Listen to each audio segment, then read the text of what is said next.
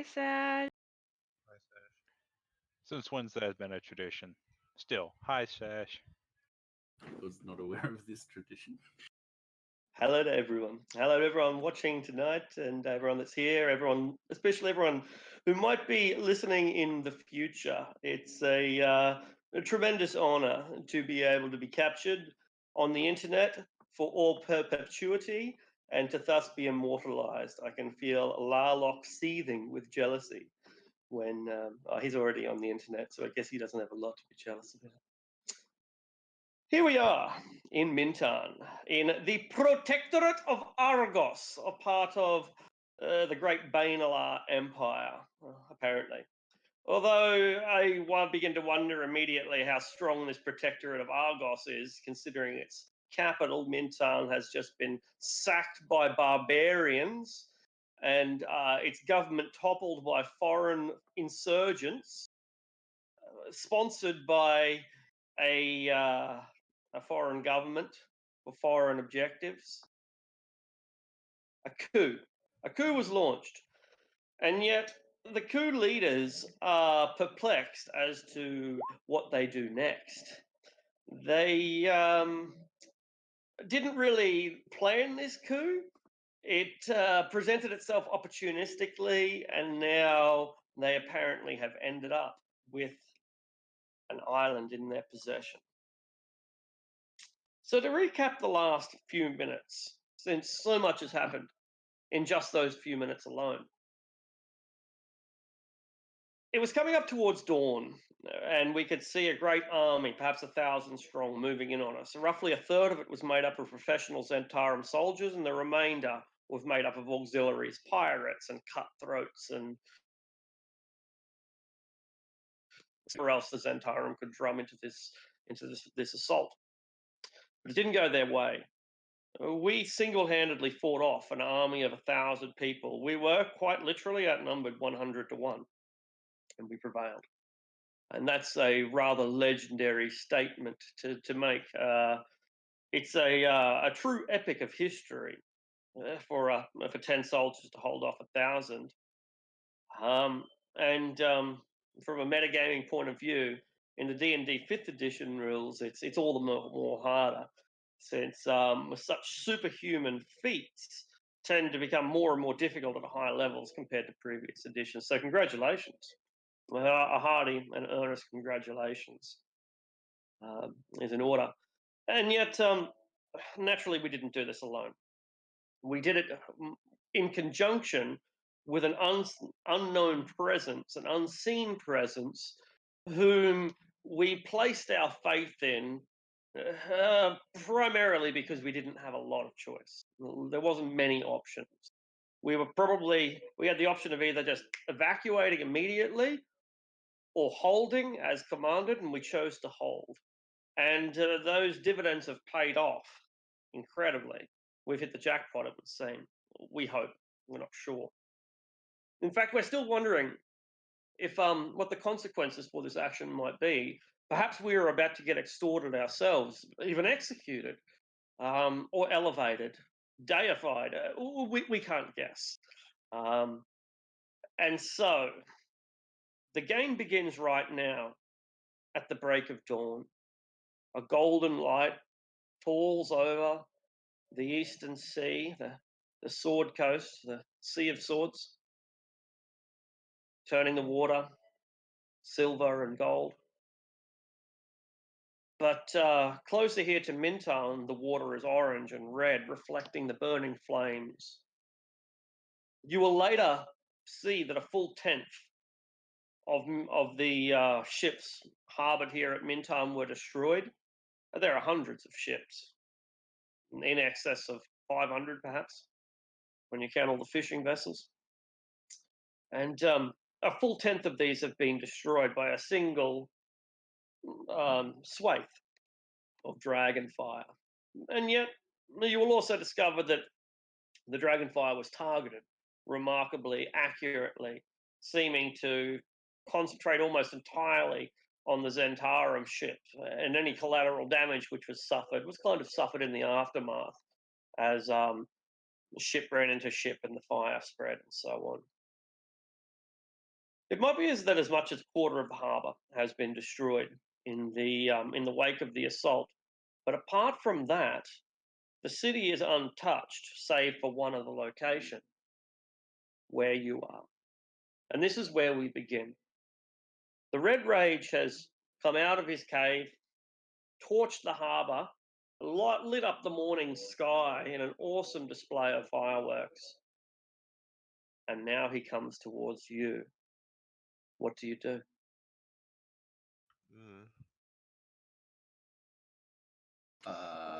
Hide behind a wall? I'm going to drop the gaseous form, because I was in gaseous form.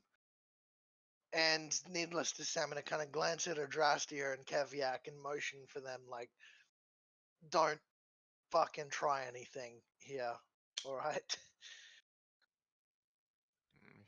If you give me Keviak looks like a kicked puppy. We got a chance, boss. We got a chance. Without even I got planning, it. I got this ring of fire resistance just for this fight. Come on, boss. I'm kind of seeing the looks on their faces. I'm going to distance myself from Keviak, and I'm going to take one of the bottles of black drow wine and throw it over to Adrastia. or grumble. Not even going to beat around the bush here. I'll bring the blackmail out straight away. No, don't do that. I'll pick it up and I'll mention that if you've got anything you want me to hide, you better give it to me now. Like, I can create an extra dimensional space that will last for about an hour if you want me to hide something. That's a good Keviak idea. tosses you 2 bags of holding. Actually, no, he doesn't. Please do. He doesn't know that. Thanks for reminding me. And Kev- as I'm hiding behind the wall, I turn on my ring of invisibility. Really? Keviak, if you are planning on doing anything stupid, perhaps you should pass them over to me. I'm not planning on doing anything stupid. He like grumbles. Do you want me to hide anything? Not that I have time to dig out. Yes, true. He's kind of coming this way. There's not much we can really hide. Let's just see what he wants.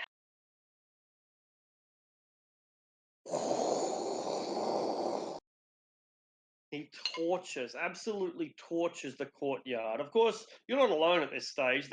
You've beaten the enemy, but they're still in chaos in your vicinity. They're still inside the construction area that surrounds this under construction keep, but not anymore. A tremendous swathe of fire coats the entire courtyard and sets it aflame, with flames that lick up some 40, 50, 60 feet into the air before dying down again, fed on the fuel of human flesh. There is an awful toxic burning stench, and the intense heat blisters your skin and will leave your skin reddened and burned just by the radiant heat of being so close to such an inferno, a conflagration. But he's not done yet. He's having fun. He flies lazily, beats his wings, and whips around, quick as a kitten, mind you, in the sky, backwards and forwards, picking them off, soldiers, that is, individually, with hands and with feet, even with his tail, and feasting on them, crunching, spitting out links of chain and hacking up breastplates and helms, and the worm begins to slow down after a couple of minutes, but the show just continues as you watch this oversized cat hunt rats. Well, if he's distracted, then I probably could try to hide something while he's busy having fun.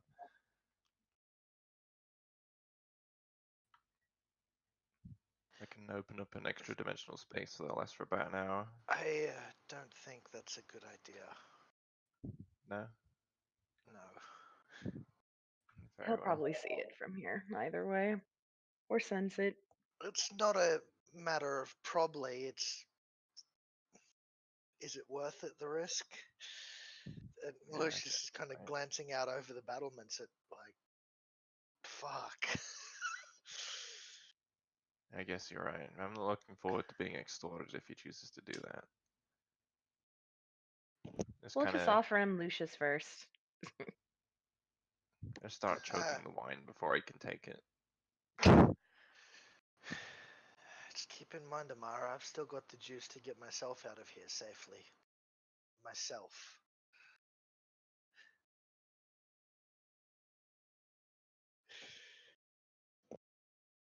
I guess we'll wait for him to approach.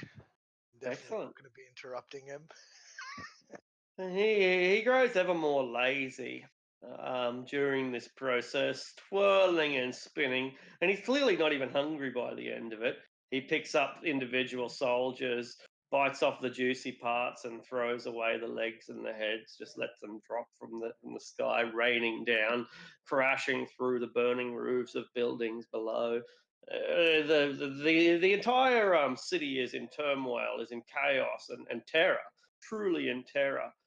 And yet, there are a few people who have what we would consider like fire escape plans for exactly this scenario. Wise grandparents teach their grandkids to duck and cover when Hunda gets angry. So There's school children hiding under their desks and shit. Like, exactly right. That's it. Stop, drop, and roll, So everybody. fucked up. It's only 38 d12 damage. Yeah, just Fucking what? stop, drop, and roll. You know, you'll be okay. desk will protect you. The desk will protect The desk will protect you. Is it too late to start attuning to my dragon shield? If you had have started when he first turned up, you would have had time to finish clicking through the remains. But finally, he lazily glides in, eyeing your keep. And he turns his body so that it veers towards the keep and comes diving down at remarkable speed without having to beat his wings.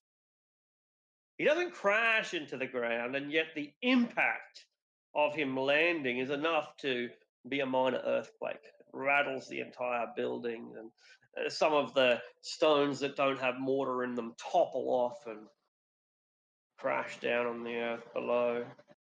And there you are, looking face to face with one of the largest dragons in the Sword Coast.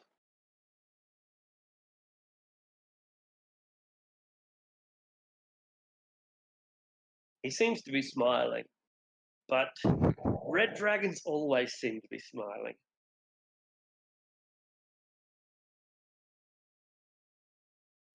That He's was quite an entrance there.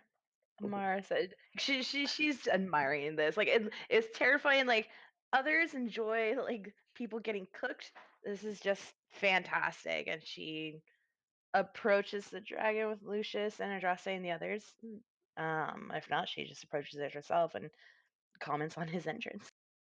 his eyes narrow and smoke comes out of his nostrils.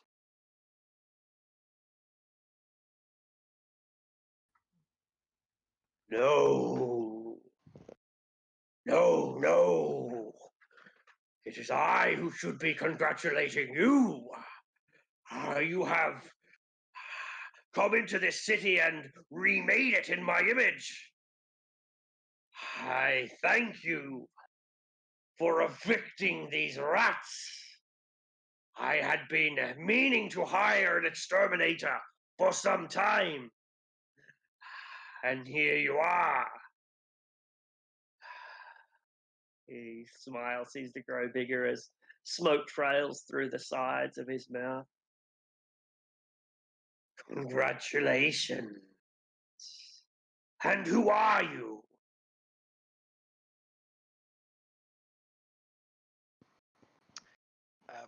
We're an adventuring party out of Waterdeep, the Silver Cloaks. Ah, then you are here under the instruction of Daggle. No. He seems to think Layrel Silverhand.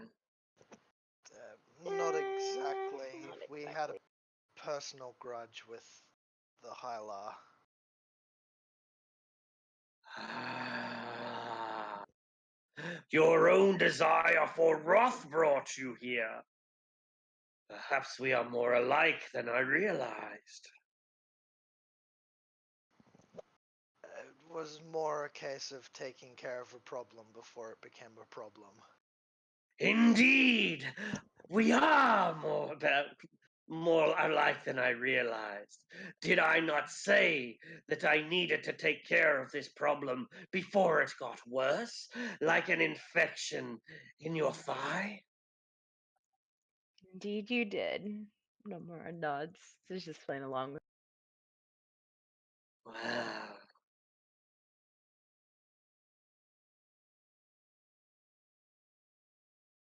congratulations. Minton is yours. Disembodied voice from off to the side. Does that mean we take on all the responsibilities of it as well? Yes, beginning with its taxes. That's what I was afraid of. As I become visible again. I had issues with the last tenants of this island. But today we have resolved our differences. And now I am looking for a new administration. I just immediately point at Lucius and say, they're good with numbers. We're Really? not too familiar with the local surroundings, but we thought there are some prisoners in the prison over in the harbor that we could free that would likely do a much better job than the previous owners. You can be governor or president or captain, I don't care. You can work from behind the scenes or stand at the front of the armies, I don't care. I just want my taxes.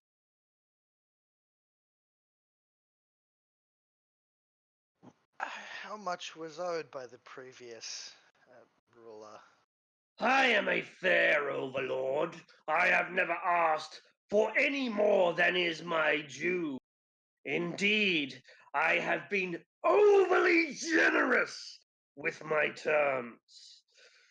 I demanded merely a single coin of gold per citizen per year. But could I get even this humble fee? No! And thus I must demand now restitution. I must demand double this, 2 gold pieces per citizen. By last count, there were 17,476 citizens in this city, and he looks around. That number may have fluctuated recently. If you wish to take a fresh census, I shall give you until sunset. Or we can use the old numbers. So he wants 2 gold per person for 17,000 people. What was the count of all the coins and stuff in the treasury? Because I know Keviak calculated like the carpets and motifs and cultural stuff, but I also rolled for the coins, everything except the copper, which I assumed wasn't worth taking. how much were the coins worth? 160 platinum, 1,041 gold, and 4,659 silver. In addition to a lot of artifacts, like 20,000 worth, I think.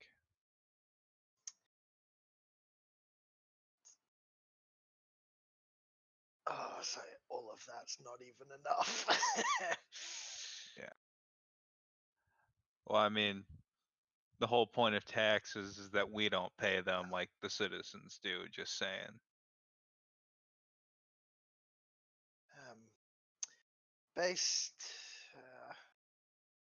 based off of what we found in the keep, we haven't taken anything away yet. But based off of what we found here,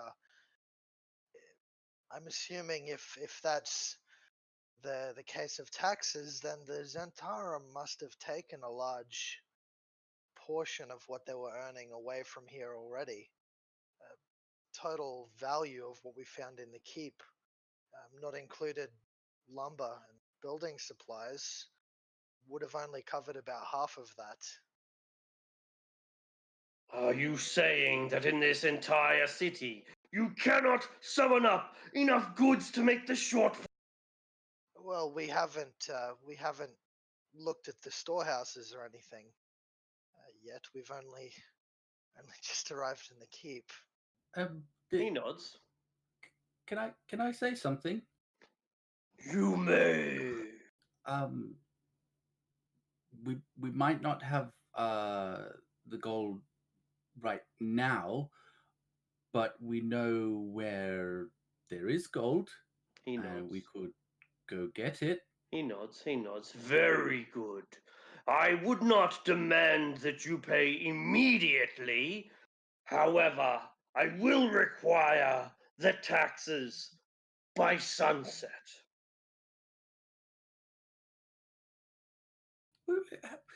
What if we had some more time, but instead of paying you what you ask, we pay you a bit more than what you ask?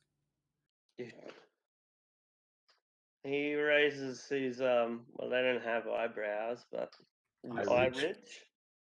ridge. Where are we gonna get the money from? Sunset. It need not be cash, but How it must not be a penny less than what is owed. how about this? You give us 2 months, and we can get you more money. How much is your blade worth?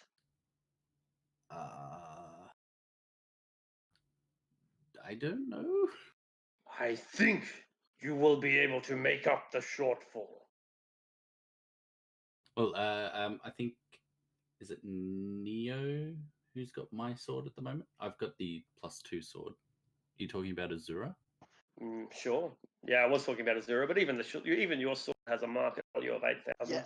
Yeah, I think his point stands as he glances over the party. His eyes will probably catch on Keviak with his 150,000 gold worth of.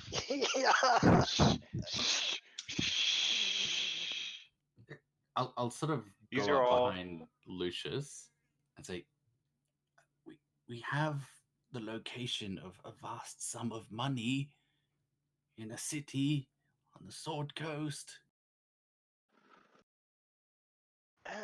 Getting to the Sword Coast and back by sunrise could be a bit difficult, Zavram. That's why we need more time.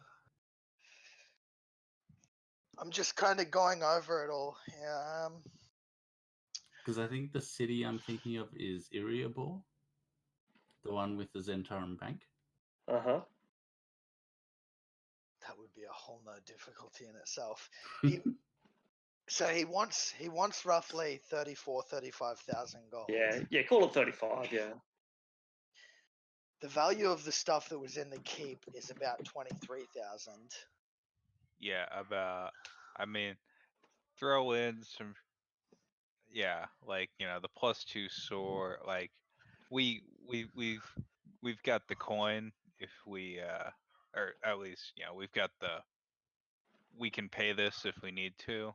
Yeah, we can also check the Zentarum storehouses throughout the city.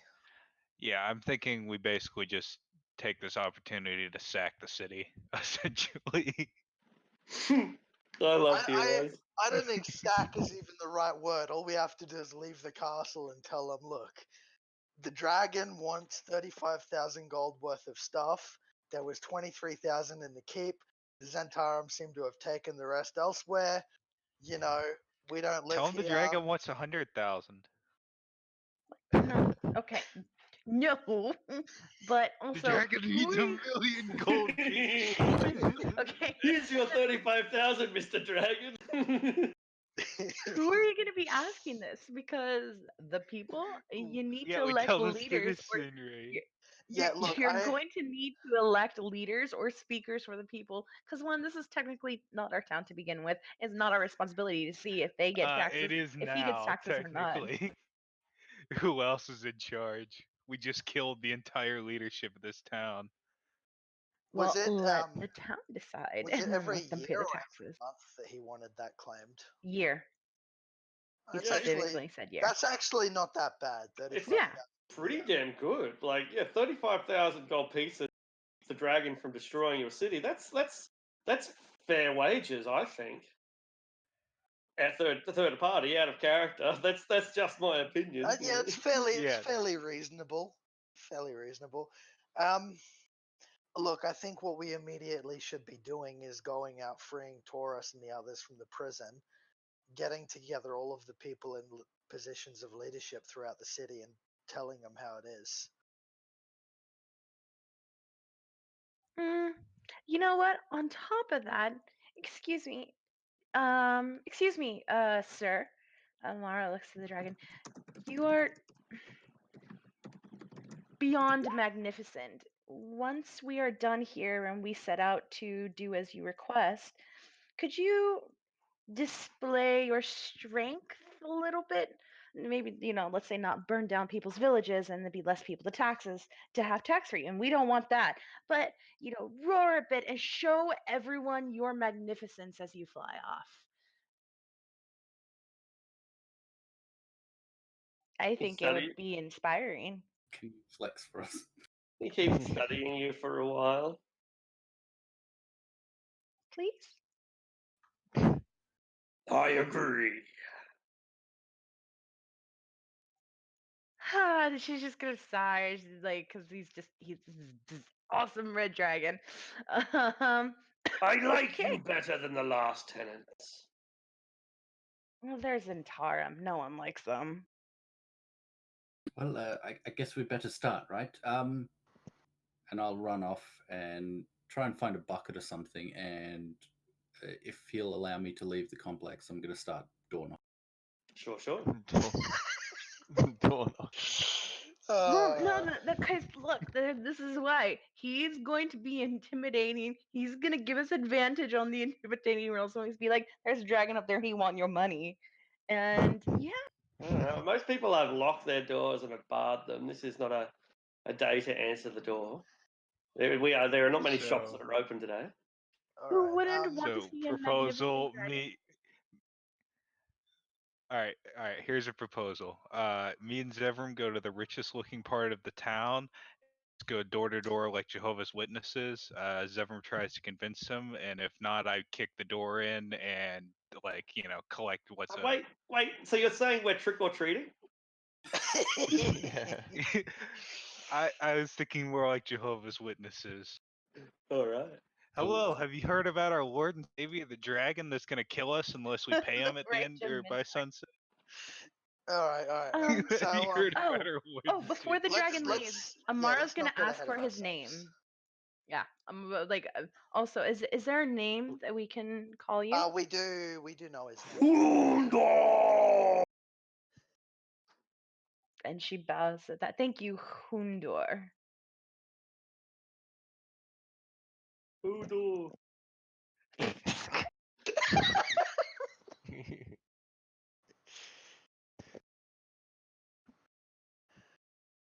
All right. Okay, So Lucius? is he hanging around or is Hold he the keep! Hold the keep! Sorry. Is he hanging around, or once he's delivered his Sermon? deadline, does he fly back home and wait? Yeah, for he his does. Yeah, that's right. He does his declaration, his little aerial show, and then goes back. He's done like half an hour's work today. That's enough for this year. I look at Hundor Amara way. It's just like, all right, let's He's earned his 35,000 gold pieces. Like that's enough work for this year. It's pretty easy being an ancient red dragon. You just got to go out for 2 hours on your 35k, and then go back and sleep for a couple of years. It's just like being like a consultant for like once you resign from the presidency or something. All you have to do is turn up and people get grand. Yeah. Yeah, go talk to some bankers for half an hour, get a $20 million check. Thanks, guys. All right. So the first thing I think we should do is group up as a group and with the other party of adventure. Did they like duck for cover and hide when he showed up? Everyone did. Yeah. So I think we grab them, the heirs of Hellgate Keep, and we head down to the prison Mm, and free Taurus and all of them. all right. Is that a plan? Yes, we'll probably talk along the way. All right. It proves a shit ton easier than you'd expected because the Zentarum have like abandoned the place. Like they've either been murdered or they've removed their uniforms and trying to blend in with the local people. I was gonna say, You know. I'm guessing that as we walk down to the harbor, there's like leather and Zentarum patches everywhere on the ground.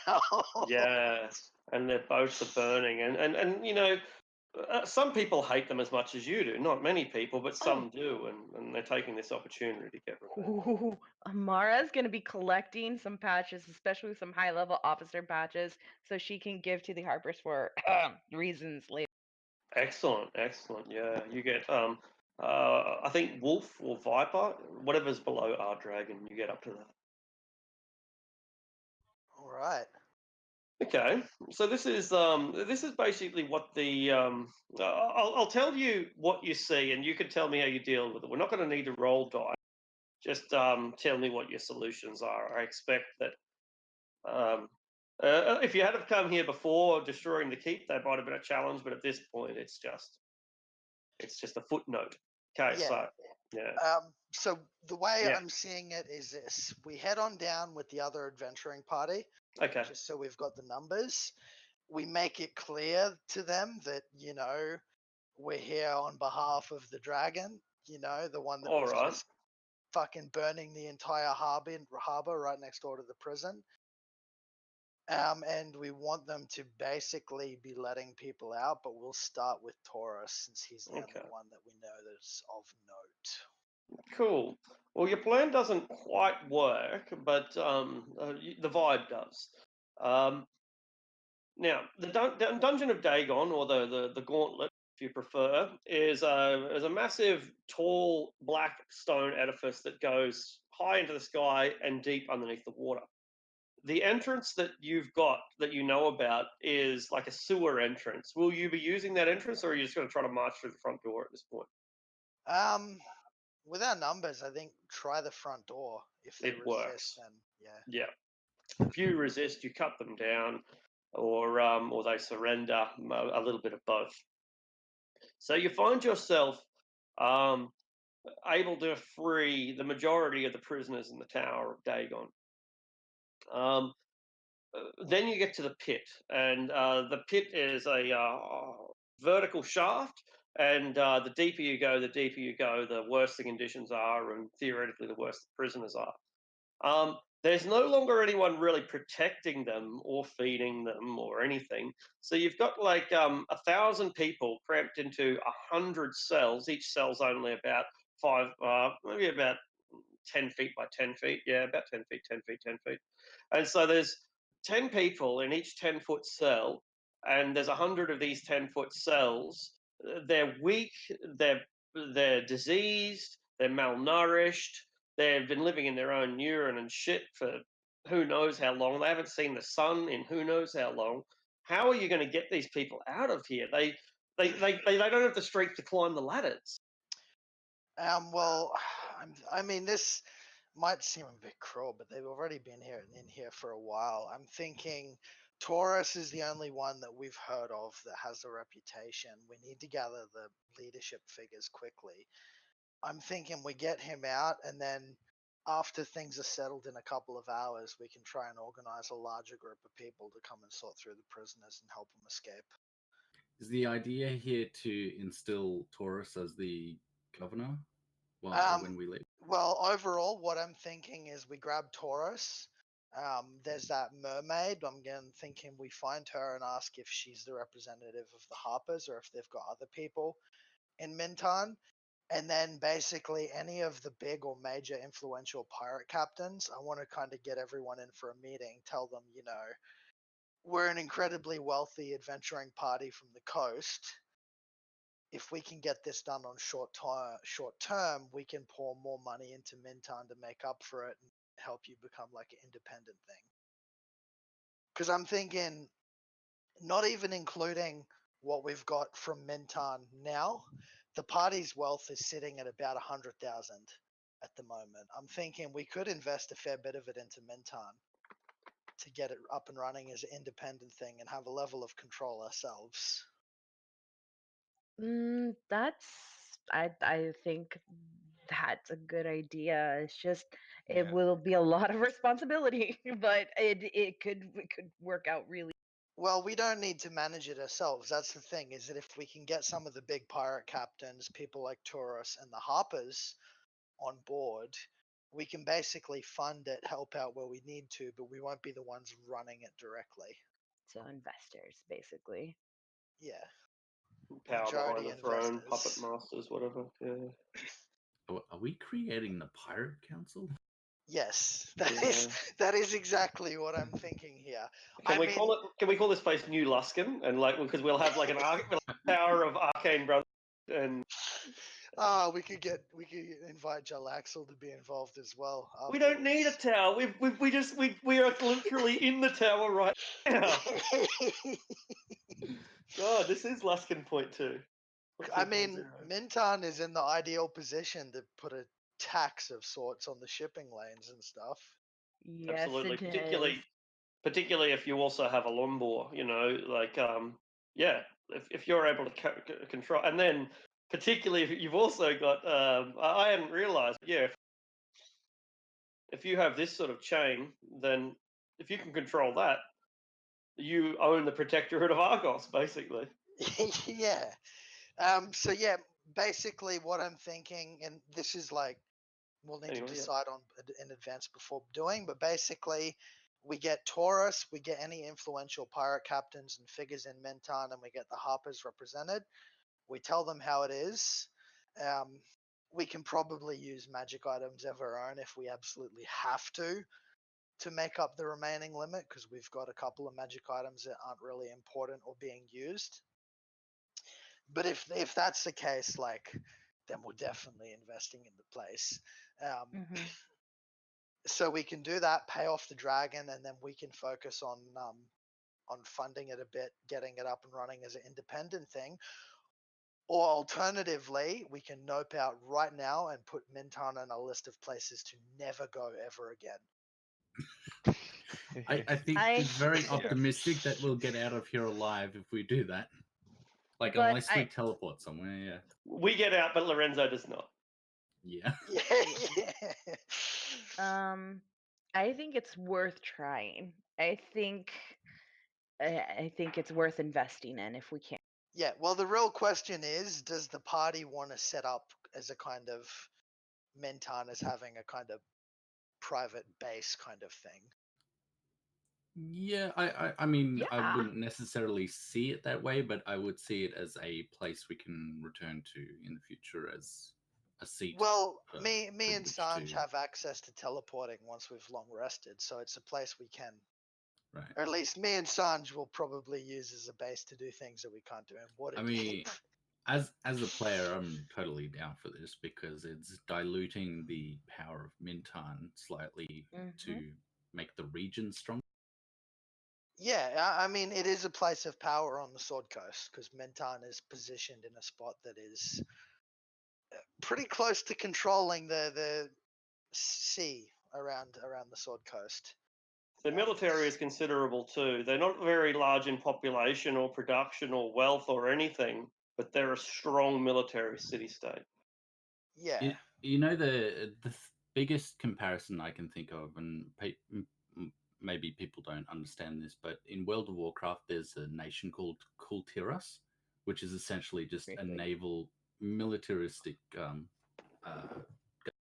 Yeah.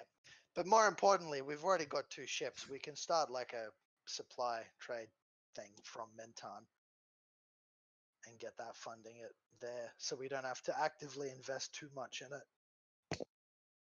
Yeah, I could train up some of the like cheap mercenaries around here into Oh, working as like yeah. naval shipping security, Just realized and that then into a navy. because they got mercenaries everywhere, that can also be the start of your mercenary company.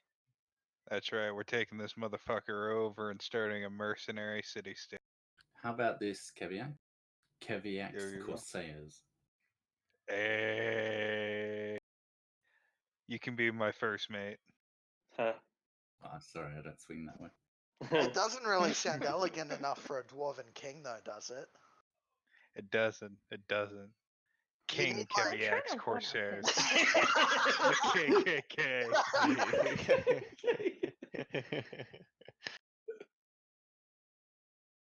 So are we in agreement then to kind of invest in Minton? Yeah. Yeah, I think we've just realized that if we took this place over, it would be a very, very well placed. All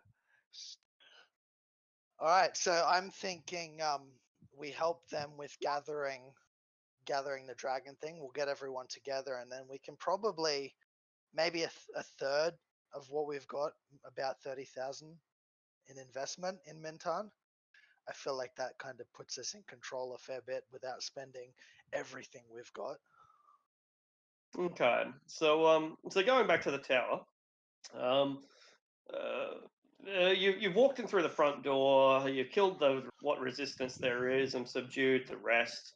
There are a few little mages and things that are easily put down. You're not interested in getting out most of the prisoners at this stage. You're only basically getting out one, and the rest of them can wait 24 hours or so, and hopefully they don't die or kill each other in that time. Yeah.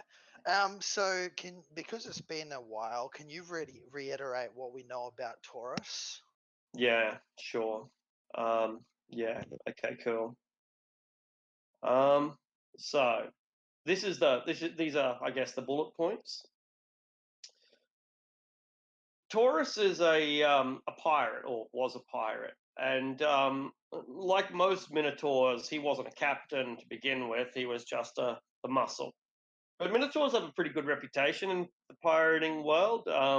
It's like a status symbol to have a minotaur as a first mate. It's a cliche that every bit as important to Faerun's pirates as having a parrot on your shoulder. But Aurelius stopped being a pirate after he became a captain of himself. You see, he was bloodthirsty like anyone else, killing people, tossing them in the sea, laughing as the sharks fed on their thrashing bodies. But he was bested. He was bested in personal combat by a paladin from Waterdeep, actually.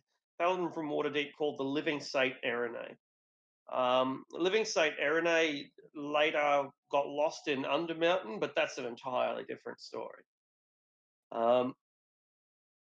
So the Living Saint Erene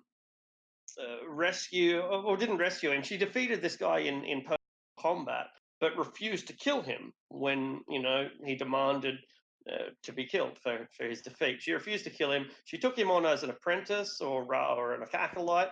He eventually became a paladin in his own right. A paladin's the Red Knight, the goddess of strategic battle, the general of the gods. Quickly ask a question there. Yeah, Living Saint, is that the one we rescued from the Temple of Leviathan? 100%. Oh, so there is that connection there. Yeah. So he's known as a naval genius. He is a philosopher, and he's something of a legend among the Moonshade Islanders and the pirates of Mintan, the Corin Archipelago, even the freaking Norland love this bull-headed military naval genius. He's almost universally respected. But All right. he's a pacifist. It's actually suitable for what I was thinking, because if we want to set up like a pirate council here, they need to be tempered in a way that they're not going to like butcher crews they come across and get the Lord's Alliance up in arms against them. So if we can have someone in a spot there that kind of encourages them, if they don't pay the tax, you board them, take 20% of their cargo, and then let them go, kind of thing, until they pay the tax. But yeah, so we'll get him out and say we'll give him a kind of brief, All right. Well, you find him in his cell at the bottom of the pit. Like everyone else, he's got a little 10 foot by 10 foot, 10 foot, 10 foot cell. Although he's by himself, everyone else has to be cramped in. Whether that's an honor or whether it's a punishment, since he is in solitary confinement, he has walls all around him. There's nothing he can see except for darkness. And so you talk to this guy. Do you bring a light with you, or are you using dark vision? um, Cast a light then. no, not if he's been down for a while. It might be a bad idea to bring No, a bright fair light. point. It is filthy. His cell is not, but the place itself is. It might as well be on another plane of existence. This could be like Gehenna or Hades. This area, and in fact, it is meant to mimic the abyss. It's meant to be the abyss on Earth, and they do a fucking good job of simulating it. Anyway. Yeah. So I'm thinking maybe with like how hooded lanterns can be dropped down so they Yeah. only emit like 5 feet of dim light. Good call. So nothing that's like gonna blind someone that's been in darkness forever, but just a bit of dim light.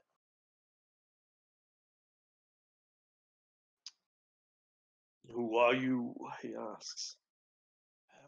Lucius M. Cathram, adventurer under the company of the Silver Cloaks. Are you the one they call Taurus around here? He nods.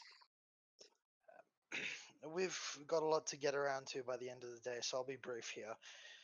Our company's come in and chased off the Zentarum completely, but Hundar, the Red Rage, showed up right towards the end, and he's expecting taxation from the new leadership. Being blunt, we were here after the Zentarum and weren't particularly planning on hanging around, but we also don't plan on just up and leaving the city to be burnt by a red dragon. So we're pulling together anyone that we see as being reasonable or responsible enough to be in a leadership council of sorts for Mintan temporarily. Is the city above a flame? No, when the dragon come in, he was looking to claim taxation, and about a quarter of the harbor was pretty badly damaged, but the city is fine. This is a lot to process. What do you need me for? Well, a handful of us have heard your name before and figured you might be of use in helping the city in the immediate future. Yes, I would be willing to help the city. What demands do you have of me? No demands as of yet. We're down here to let you out, and then we're going to call a meeting of sorts with any people that are in power and work this out. And so I think Zephram's the one with the lockpicking, so we'll get him to open the cage. All right, yeah. I'm trying to open the cage. He gets to his feet. He's muscular and tall, blistered, of course, pale, wretched, and yet strong for all of this. And what of my companions?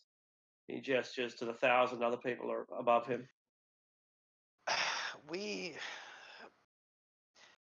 Putting it like this, the dragon has demanded his tax by sunset. We're trying to deal with that He immediately. coughs. Sunset. We have a way of dealing with this, but it is our immediate concern. We do plan on letting these people out as soon as possible, but with our small numbers, well, more people would just be hurt. We're thinking if we can get you out of here, get a group together, organize what happens next, and then send properly equipped people down here to help. He thinks about it for a while. He seems like he's going to ask a question and seems to answer it himself, and another question which he answers himself, and all without speaking, and then nods. He takes a painful, jarring, bone-popping step out of the cell, blinking.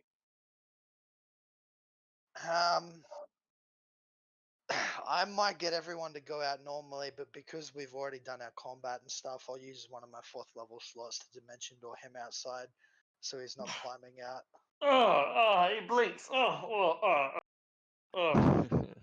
Oh, beautiful sun, he says, bleary-eyed, beautiful sun. Oh, how punishing this world can be. Indeed it can. And so without wasting too much time... Is that Taurus Aurelius? Taurus! Taurus! He's come to save us! The Minotaur just blinks blearily. Can't possibly make out who's saying. I just slap my thieves' tool against my thigh, like, what am I, chopped? Come on, Devin. So yeah, I'll hand him over to the rest of the group, and I want to find that merwoman. Go looking about the harbor, see if I can find her, the one that mentioned the harpers. You find her looking at the burning wrecks of the ship. There's a couple of people up on the beach where she is that are recovering from burns and from drowning. And you realize she's not looking at the ship at all, but looking for survivors. All right. I'm going to approach to speak with her.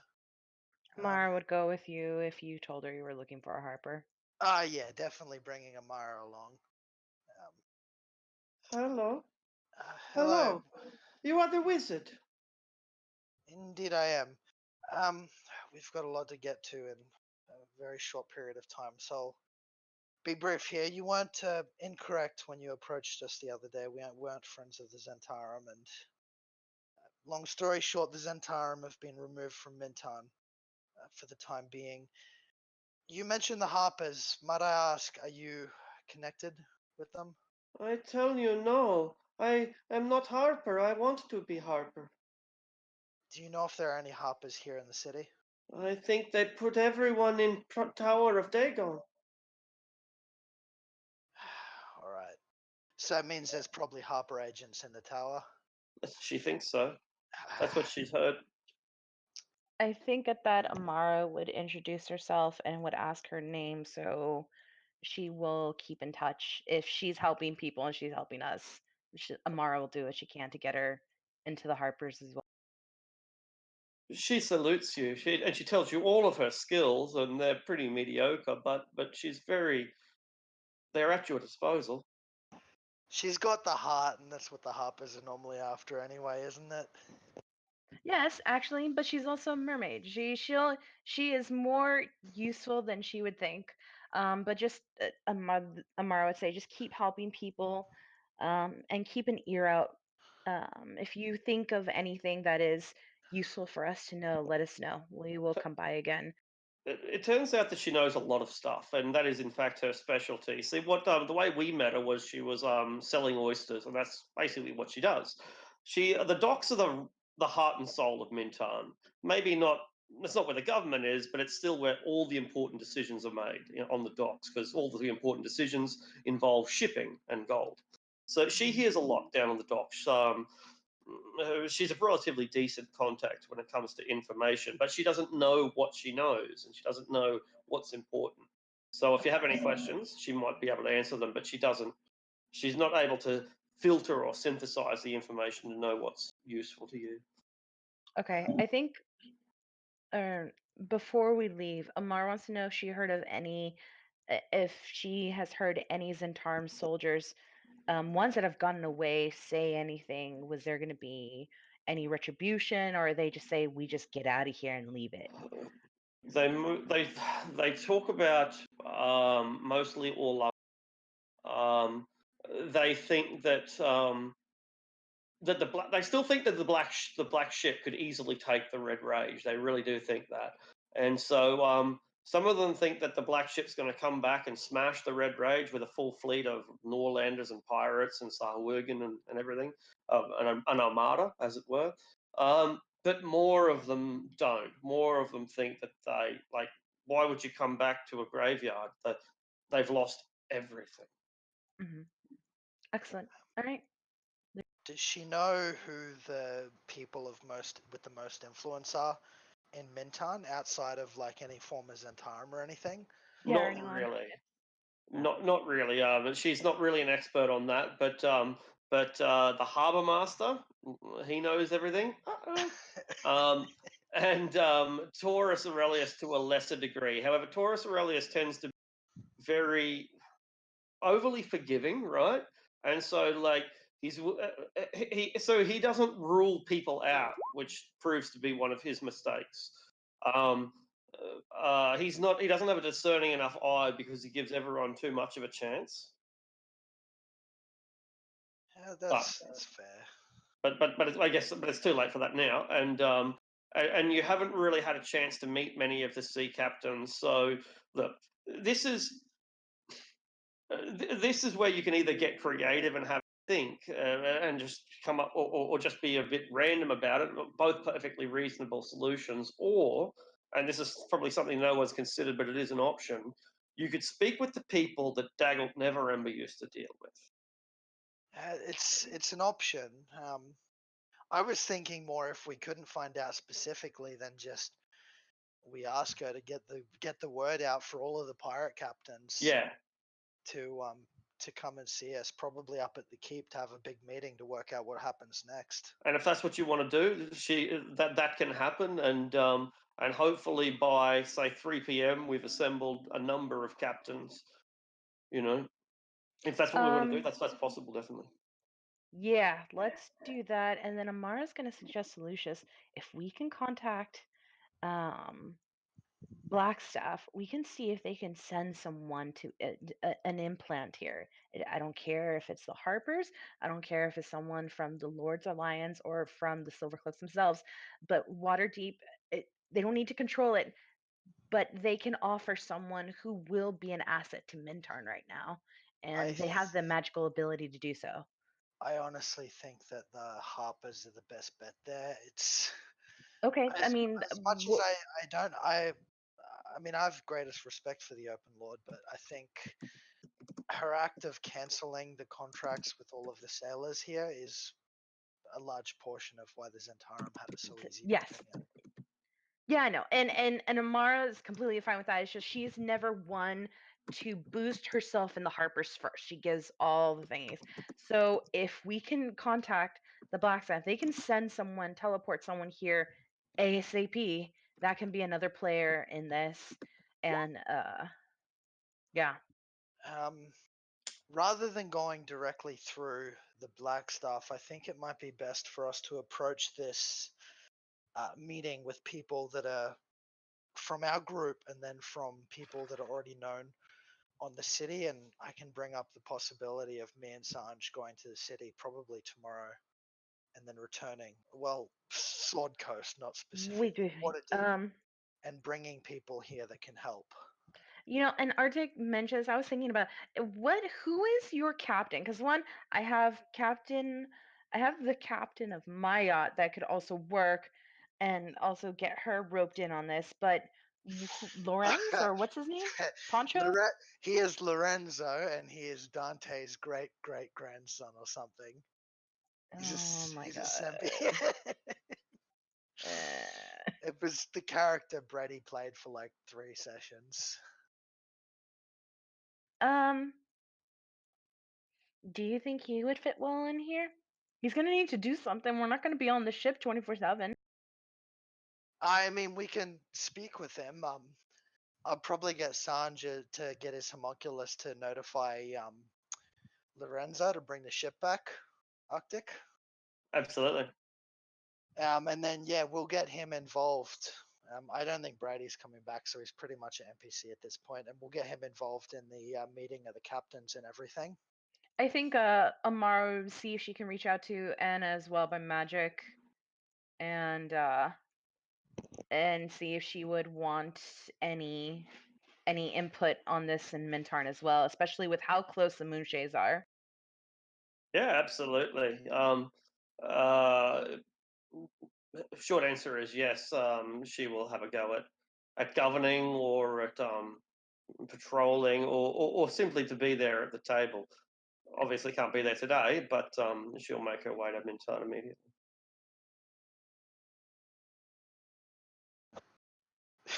Watch this end up as the Counter Lords Alliance. It ends up as an alliance of like Mintan or Lumber, the Moonshays. The Mercenary Alliance. Like, Something I'd like to note. Basically, the second the Red Rage flew off, and like we were kind of left to ourselves, and we're split up and did all this shit. Keviak flew off and booked it for the docks, because he's got a score to settle with that fucking bird. All right. dude, All right. You go to. tell him what happened. Let's see how this plays out. So how do you track your bird down? He was the harbor master, right? Correct. Does he have an office? He does. You find the office. The office has been. It shut for the night and didn't reopen. Is there anyone like hanging around? Anybody who looks like they may be Zentarum? There are anything like looters. Yeah, I just literally grabbed the nearest looter, like by the throat, press him against a wall, and say, "The harbor master, where'd he go?" Points towards his. That's his. That's his personal yacht out. Quarter mile offshore. Kiviak drops him, races towards the shore, and starts flying after the boat. You go over the slow wave, still glowing red with the reflection of rage is still in the middle of the air doing assault. And you arrive to the yacht, and you find that the harbour master's corpse is riddled with bolts that look distinctly like Adrastia's. Like, dude, they literally went over this last session. Oh, we did? Fuck. I completely missed that. I'm sorry. Yeah, Lucius and Andrastia I'm snuck an out. idiot. I'm sorry. I'm sorry. And it's funny it played out like that because Keviak would have been preparing. Yeah, he for the would just siege. know. Yeah, he's like, God damn it! He like raises his fist to the sky. God damn it! Fucking Adrastia. Stole my Somewhere, kill. and then Adressia just smiles because she hears the wail of a dwarf. The wail of an angry dwarf. If I had time, I'd change the words. Anywho, you guys get the hat back, right? He doesn't still have it.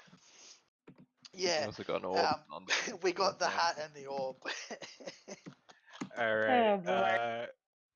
Keviak then just like pisses on his corpse, sets the boat on fire, and flies back to shore. All right. I mean, Adrastia was feeling pretty satisfied for killing the harbor master, but when she realizes that Keviak got pissed off because she beat him to it, much more satisfying. Very much so, yeah. All right. So this meeting is there. That's what we do next, right? Yeah, I think so. All right. So the meeting can go quite quickly. You've got Taurus Aurelius, Don Lorenzo, the Mermaid. There are 7 other captains who turn up. There's about 20 captains left on the island who hear about it. More than half of them refuse the offer. Hey, why don't you come along to our little party, guys? Totally not going to murder you. You know, and a full third of them actually believe you and come along, and so they will probably form the basis of the new government as a result. So here we have all these people. They have enough. They collectively have enough respect for Taurus Aurelius that he's able to hold it together, particularly when he's got half a dozen warriors and wizards behind him backing up his words with sword and spell. And he puts it quite plainly. He's had a bath, but he puts it quite plainly that look, the Red Rage is demanding 35,000 gold pieces. It's got to be paid by tonight. Where do we stand on that? And then he hands the floor to you guys. So yeah, I'll make it clear to them, you know, we came here to kill Zentarum, not to haul around a whole heap of money. Going off of what the Zentarum were storing in the keep themselves, there's only about 23,000 there. If we had a couple of days, we could return to the coast and bring some extra gold. But well, we don't have a couple of days. We've got till sunrise. Well, he's never demanded exclusively gold before, says, or silk. The estimate of 23,000 is mainly in trade goods and such that were in the keep. Oh, I'm not sure if Keviak would bring this up at the moment, but out of character because it's something you may know. There was a shit ton of lumber and shit in the keep as well that, like, you know, we dismissed because it's like lumber. What are we gonna do? Sell it? Yeah, it is I know, like I know that, but that's valuable to the city. But the dragon probably doesn't want just piles of lumber as his payment. I don't know. It's worth stuff. Look, we have a suggestion here, which is more for all of you to discuss amongst yourselves. Obviously, things haven't been going too well when external forces come in and control Mintan. So why not declare independence of sort, control it yourselves? I'm suggesting that all of you, and I'll kind of motion to all the captains and Aurelius and everything, form a kind of independent council. And again, this is just a suggestion, but if you were to slowly place taxes on the trade generated by many of the ports along the coast, you'd probably make a handy profit for yourselves as well as keeping the dragon. More than pleased. You're And from not Waterdeep. necessarily have to tax yourself. You're from Waterdeep, aren't you all? Says one of the captains. A handful of us, but not everyone. And Minton ain't never been no democracy. It ain't never had no hidden lords and council. It's always had a high law. I don't know if you can hold an island like Minton together without a high law. Then pick one yourselves. What are you looking at me for? I'm not even human. Did they all immediately look at Taurus when I said that? Well, they didn't look at the mermaid, you know, like. You brought us here, Taurus. I saw you sink Artemis the Black off the coast of the Corin Archipelago. Never seen a finer counter-riposte, and with a great axe. Who counter-ripostes with a fucking great axe? Gentlemen, ladies, gentlemen, I'm not sure that this is an honor that I'm ready for. I don't know the first thing about governance. Of course you do. You've run a ship, ain't you? You've run half a dozen bloody ships. Well, you don't have as many ships as me. You don't have as many ships as Corner over there, it's true. But you know how to order men around, don't you, well enough? He looks up at the rest of you, at the heroes, and says, I am nothing more than a cutthroat, nothing more than a killer. I don't know the first thing about governing cities or towns. I'm gonna try and throw my voice and say, "Taurus for Grand Admiral." Zevrum's just stalking the exterior of the room with his ring of invisibility on, I throwing agree. voices out from different sides. Taurus should be Grand Admiral. There's no better person. Make a performance check at disadvantage. After he does that, I think Amara's going to say something to Taurus. They nod in agreement with Zevrum's disembodied characters. Aurelius, leaders are generally not born.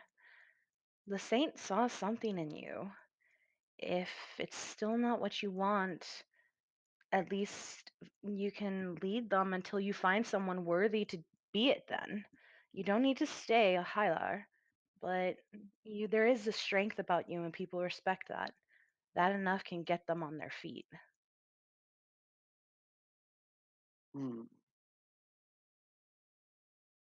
Well,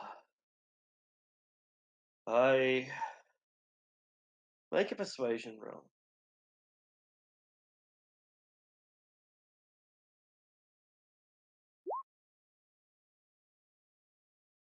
I feel that people will judge me for being a minotaur, a pirate, a killer.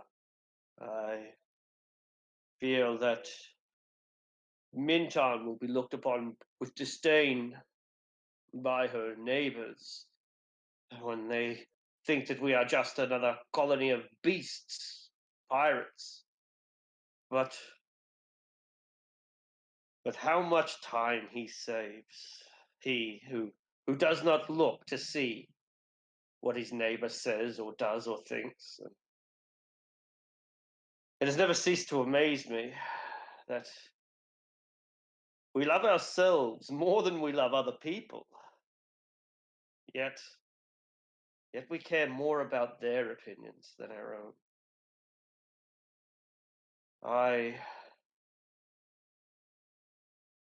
If Minton wishes this, I will accept this honor.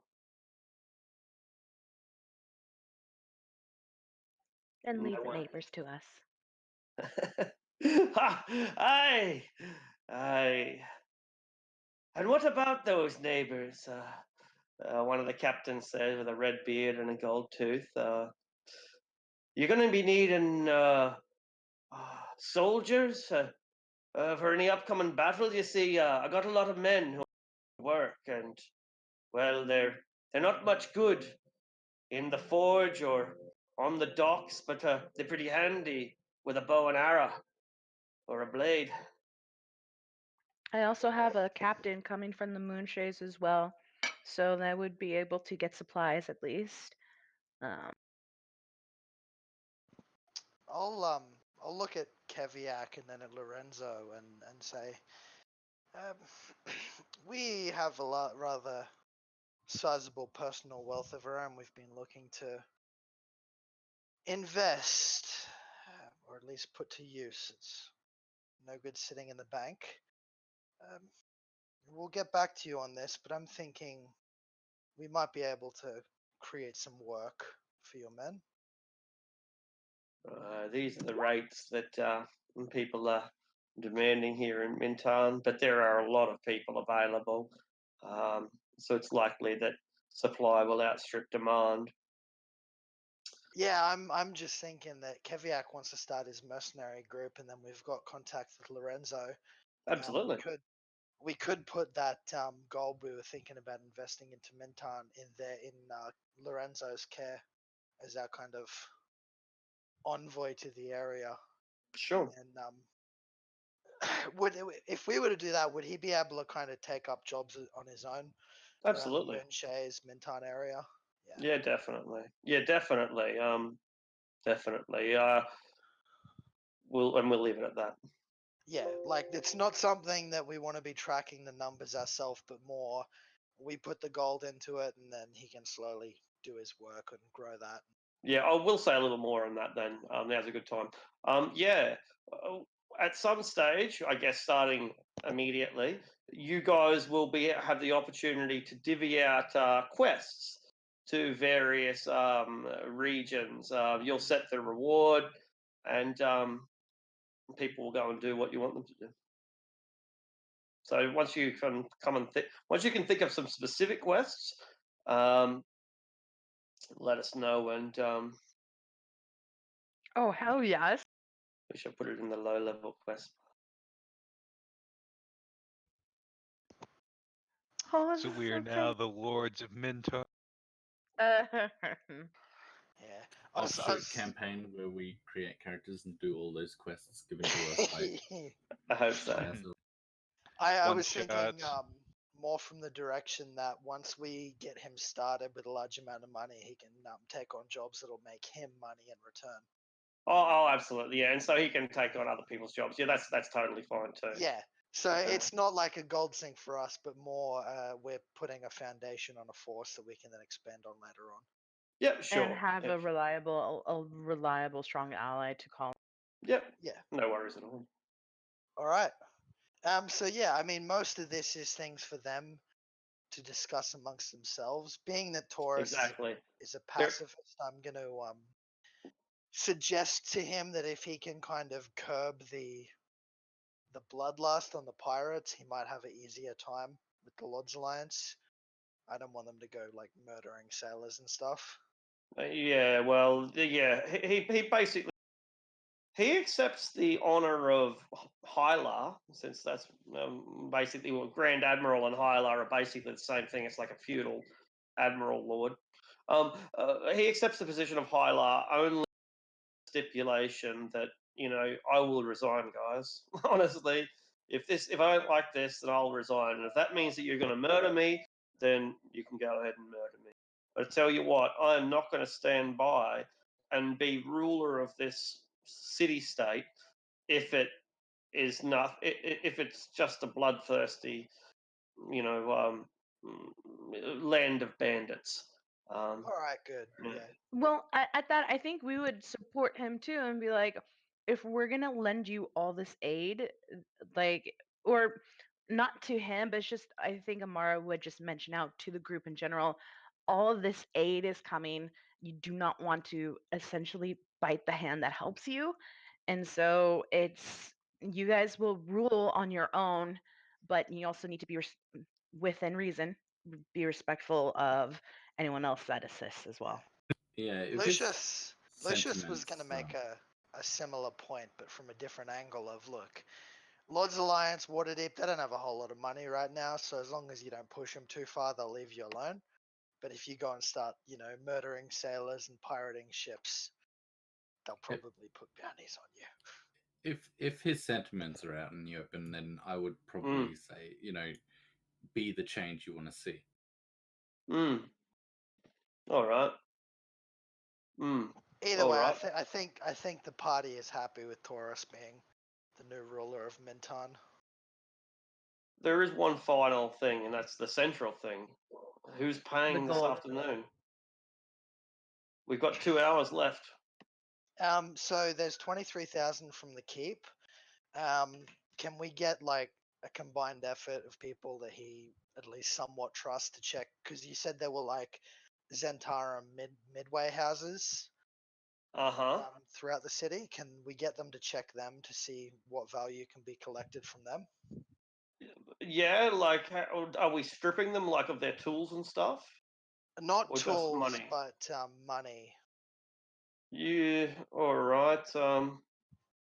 Yeah. All right. Roll 20 d100. All right. This will include like their ore, basically their ore and their equipment. Not their tools, but rather their inventories, the ore in their inventories. I do have not a lot. I do have 500 platinum on me, so I can front 5,000. Yeah, they shake down 890 gold, but looters have already been through the Zentaran places over the last 8 hours. Like the captains kind of laugh because it's like, that's my Minton, It only took 8 hours. Tear in the corner of his eye. That's my boys. Exactly.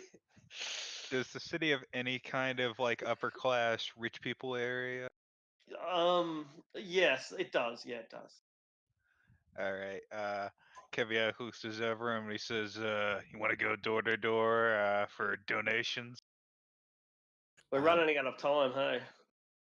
I mean, yeah, I as guess as as Zevram quickly as we said, can. he's got a whole heap of platinum. I got a fair bit as well. We can cover it ourselves if we absolutely have to. All right. Have to being operative there though. Yeah, but if we have to do that, then we're gonna remind them of it frequently. Like, come on, guys, we paid your tax this year. So how do you shake down? Like, you've got an hour to shake down the richest guys in town. How do you do it?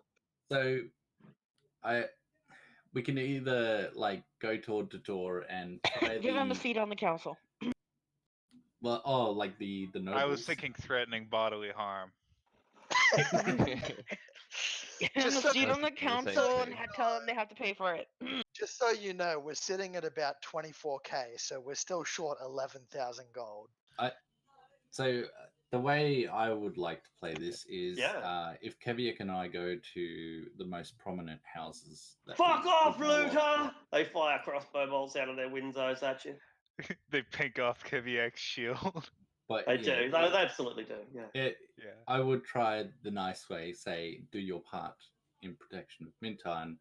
If Uh-huh. they refuse in any way or try to make concessions, then I would say I would just nod to Keviak.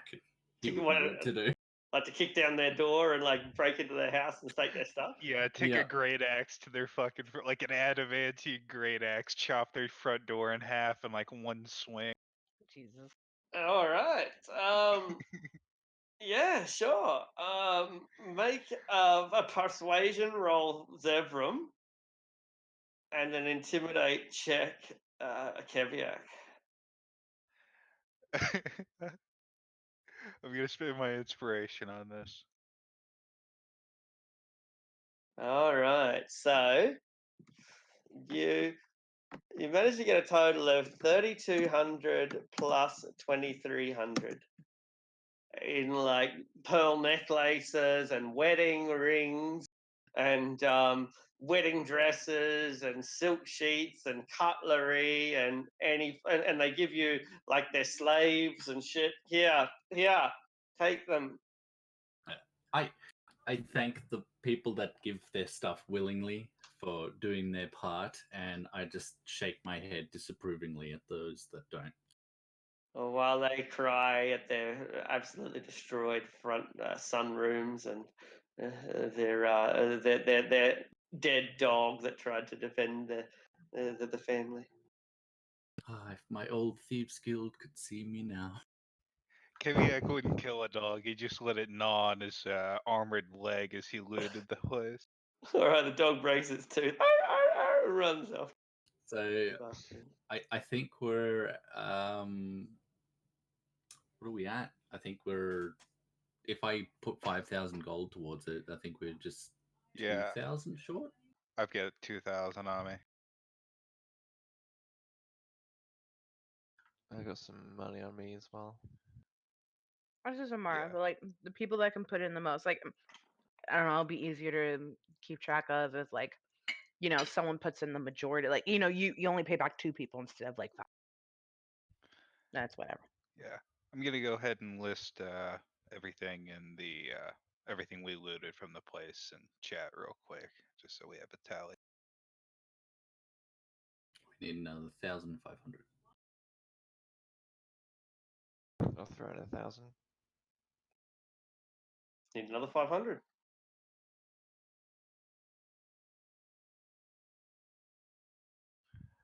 $1,500. Oh, I'll Uh, put it. I'll toss in 500.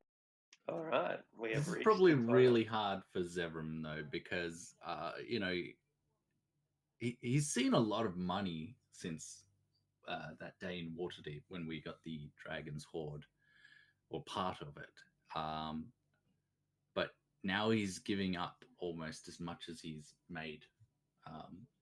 It's a bittersweet moment.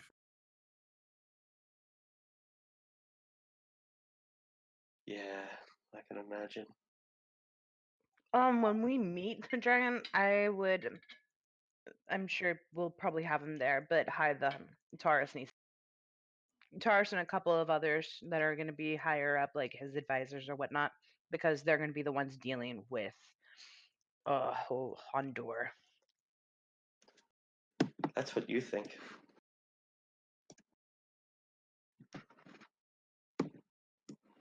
As it turns out, the truth is a little different.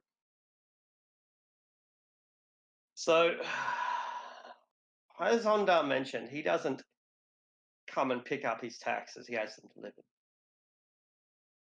They are piled high on a barge, a beautiful, wide, strong pleasure barge that sets off from the harbour of Mintan and heads over towards the island, whose name I never bothered remembering, the island that Hundar resides on. But Hundar wants you to deliver it. I mean, can't Okay. really say no, right? Yeah, we'll deliver it. All right. Using Lorenzo's ship.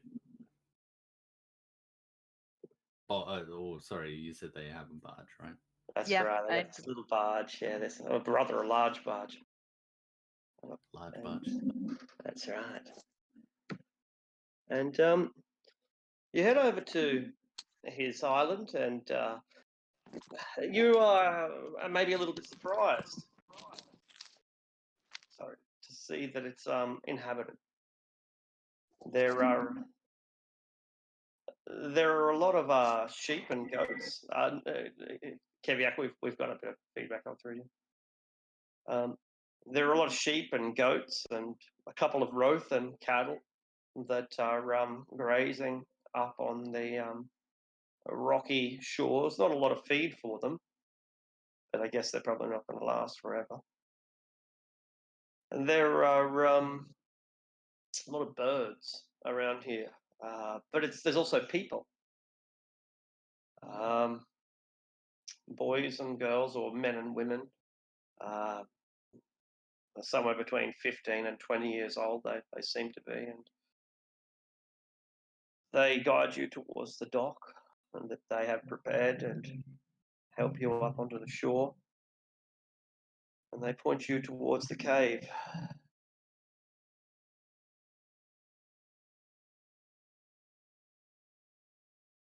What do I get the sense of the people here? Like, are they just in work mode, or are they? I don't know. Do they give us smiles or anything like that, or is there like a sense of dread among them?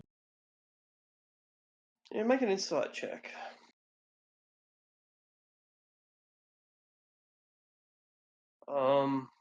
They're foreigners, and that makes their attitudes hard to discern. But they're not. They lack emotion. Right. So maybe they're like drones, thralls.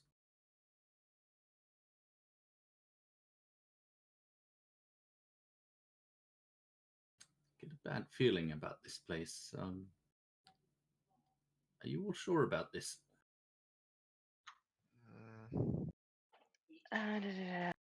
How many of us are there? At least, especially that Amara can DD now.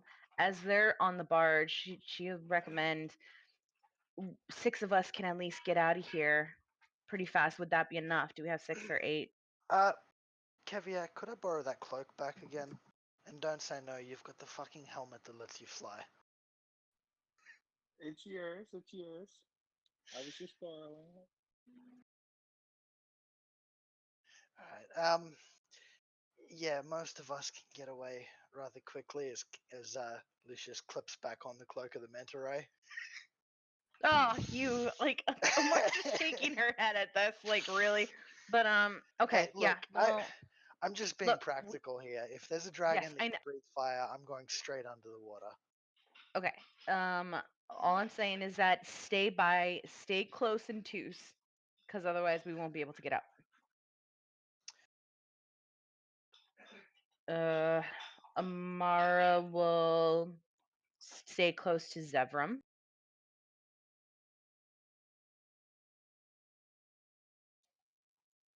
And then Sanj and Lucius can stand next to another on that. And on that note, we'll say that Cloud has stayed back with the others. Anyone's not here is well then Sanj, that would fall under Sanj too. What are we I'm gonna not do? bringing the psychotic evil dragonborn over that likes That's killing dragons. Over okay. to the No, that's a fair dragons. point. All right, so Sanj is with us. Claude is not. And yeah, let's see what this. Well, let's see what happens. Right, so you descend into this broad cave, whose mouth might be 100 feet wide, although it swiftly narrows, coming down to about 50 feet wide by the time it's descended, roughly 30 or 40 feet down the slope. The whole thing is filled with not just an intense amount of smoke and heat, but also an intense amount of moisture. There are hot blasts of steam which get hotter the further down, the deeper in you go. It's extremely dark down here. However, there is a faint orange glow in the distance that reminds you of a volcano seen from far away. After descending this ledge, you to disappear as the geysers let off enough steam as to obscure almost everything you can see. And you come to a land bridge which has boiling water on either side. And there are several geysers everywhere shooting horrendously powerful steam up into the air, scalding the air with every blast. What do you do? Trudge on. It's Avoid not the making it heat. easy for us. As you go to cross the land bridge, there is a splash and a roar, and a dragon appears out of the side of the water. It is it has a skull-like countenance. Its scales have begun to fade and become pale, but you think it might have once been black. In any case, it has this huge chain around its neck which holds it in place, and it fights against it as its head comes above the surface, and it glares at you as if ready to disgorge countless tons of acid all over you. He's got a black dragon chained up as a pet. Holy fuck! Are we in the right place? Did we go to like his neighbor's house or something?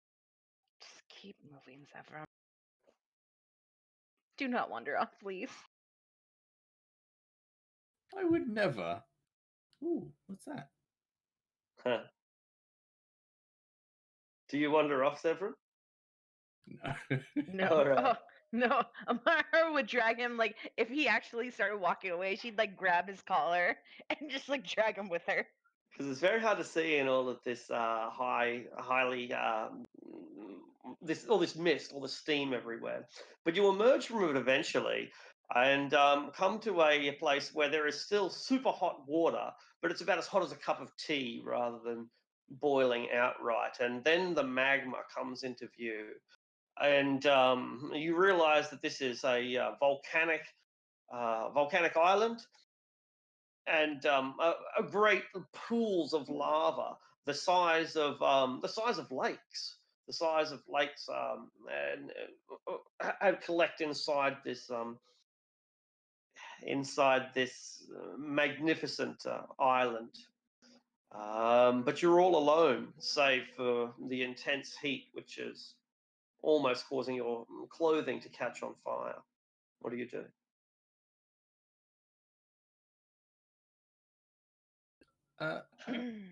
Anyone home? Hondor? Sir Hondor? The skin of the magma lake begins to break like ice from below, and that curious property of magma, which is at once solid and liquid at the same time, begins to both flow and shatter as the tremendous countenance of the red rage rises through this fiery ocean. Count it out for me. Oh my god, that's gonna take forever. One, two. Make a Constitution saving throw unless you are immune to heat. If you are resistant, you get advantage. This is all of us. Basically anyone, but only the person who really matters. This is to basically see if you're able to keep your head in such intense conditions.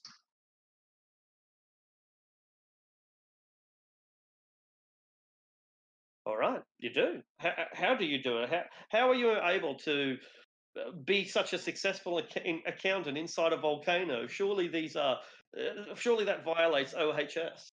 There's a certain clarity that comes when your life is in danger, and it makes one focused and perhaps push their body beyond their limits. So I guess I just focus as hard as I can, try and remember the schooling that Madame Navarra gave me. Hope I can get past 90. If I can get past 99, I can count all of it. He nods and he looks at it and says, "This is the incorrect amount." I don't think so. No, it should be right. No, you are wrong. You have 126 gold pieces in change. And he pushes them back towards you. Thank you. Principled. At least he's principled. Give him that, man. I'm gonna keep this. I'm gonna keep. I look to the rest of the party. I'm keeping this. Yep. Mara will just pat your back and she will bow. You are incredibly kind, sir. Thank I will expect the next tribute on the first day of the new year.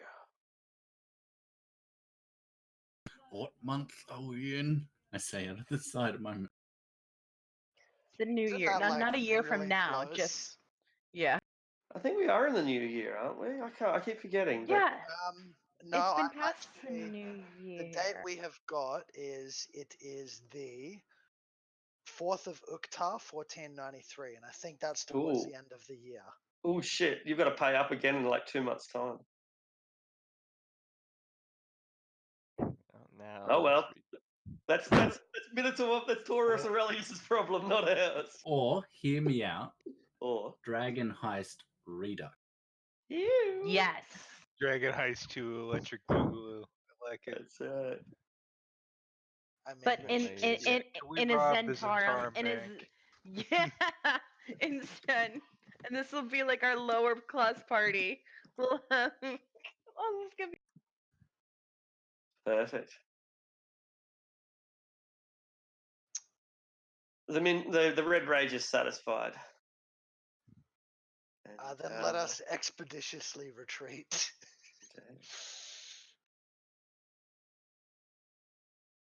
You may expeditiously retreat all the way to Waterdeep if you wish. You are free to go. The government is in place. I think we have left Mintan in a better state than we found it. I think so too. It's ideal for us as Zentarum aren't in charge anymore. So wait, we're not gonna extort our money back first? Let them make some money first, and then Yeah, we'll talk I about think extorting that would money. be. I think that would be a bad idea because extorting them leaves a bad taste in their mouths. Whereas now we can say, "Look, you guys owe us." Yeah,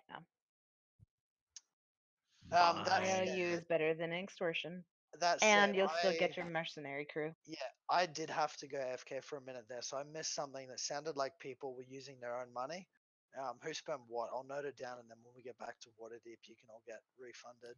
I think Adrastia was 1,000. For me, it was 5,000. And I put in Keviak- 500. So Keviak didn't put anything. Okay. Yeah, So mine was 1,000. Adrastia owed 1k. Zevram 5. Yep, And Damara. 500.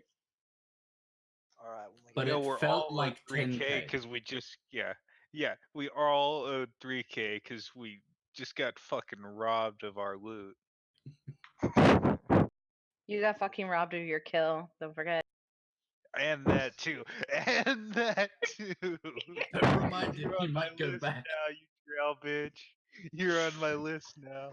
we'll I thought I we'll was already discuss on your other list. we'll discuss other payouts when we get back to Waterdeep and sell our trade stuff. That's right. We're gonna settle up Adrastia. Don't you forget. Marcus We- Aurelius has. Sorry, I shouldn't. Were we still Marcus heading Aurelius. to Marcus Aurelius. Orlando? Taurus Aurelius. Taurus Aurelius. It just clicked to me why the name felt so familiar. You've just Indeed. changed his first name from Marcus to Taurus. That's all I did. That's fair.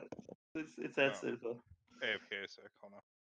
So Were Taurus we Aurelius. Yeah, yeah. still heading to Orlando to put deliver some goods or not? Honestly, can't I remember. have zero confidence in our ability to deal with that Zentarum fleet without mobilizing the Mintan fleet, and I think it's a bit too early to be doing that. Mm-hmm.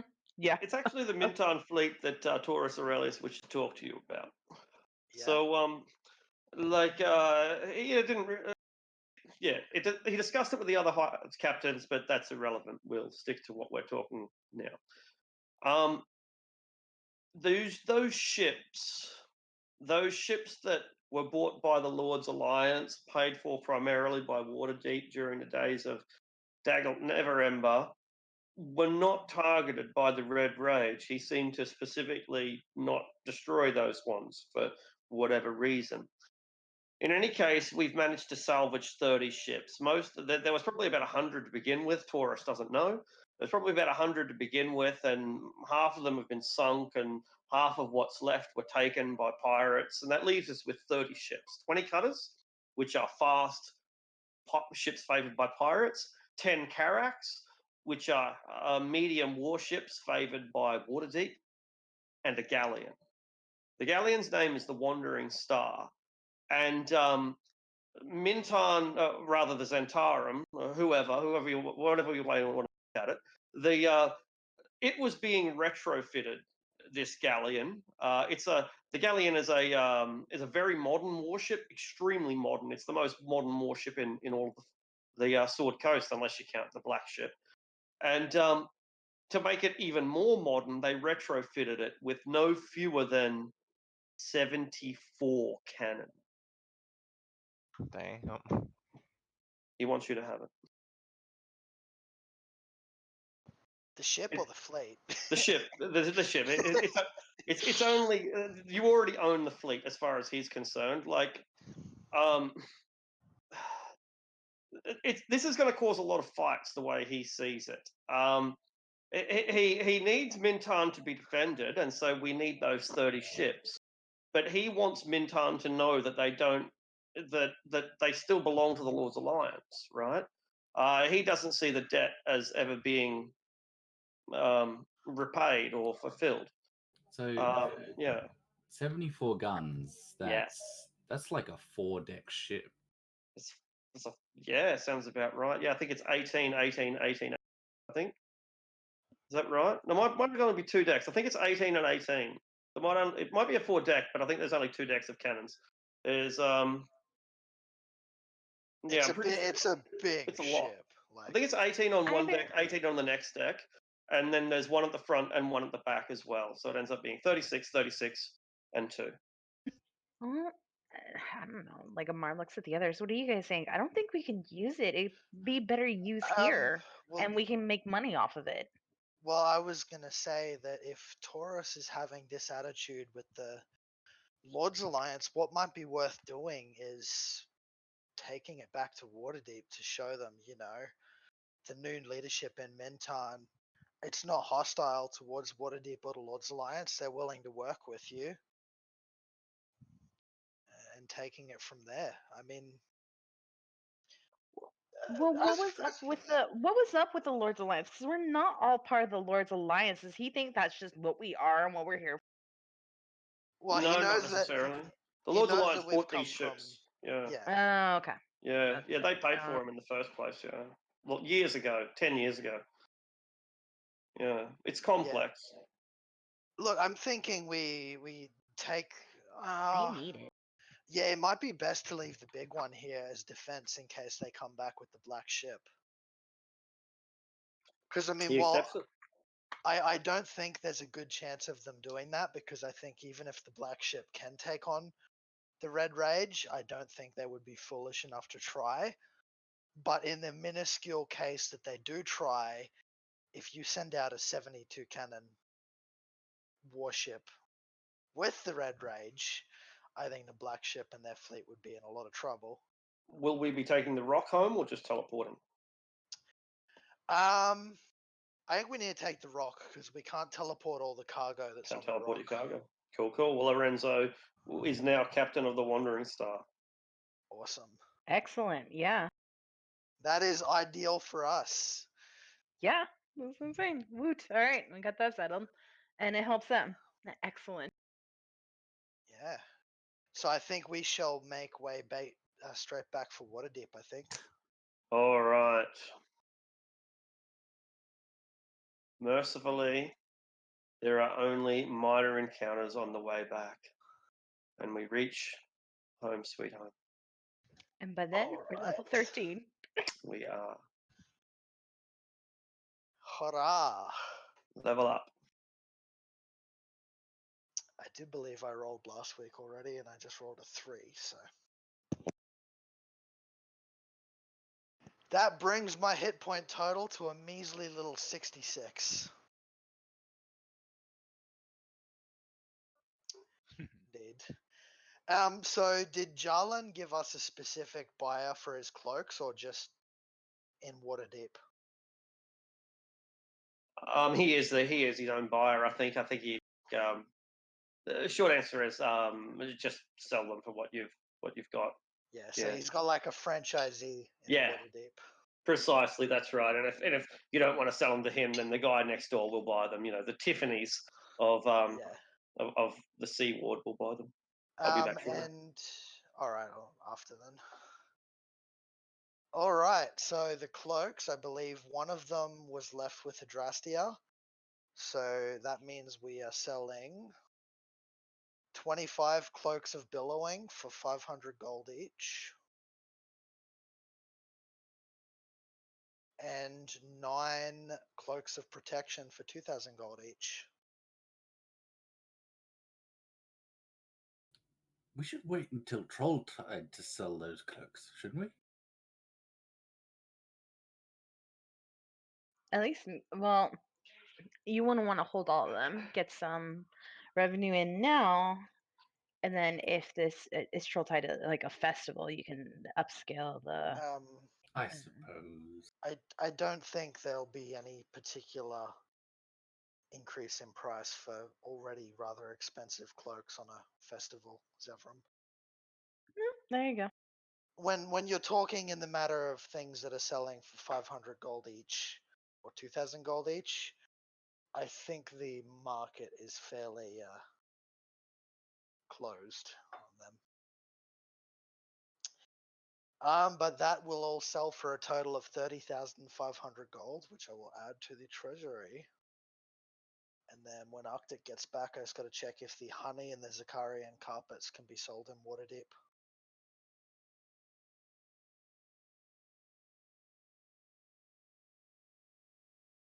Be right back.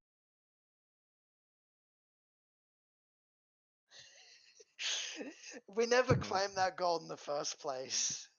Never mind, I'm back.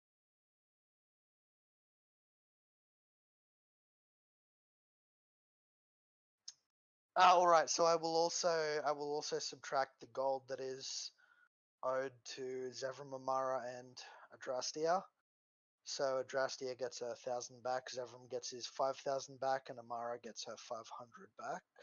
Grazie. If I can interrupt, I'll interrupt with good news.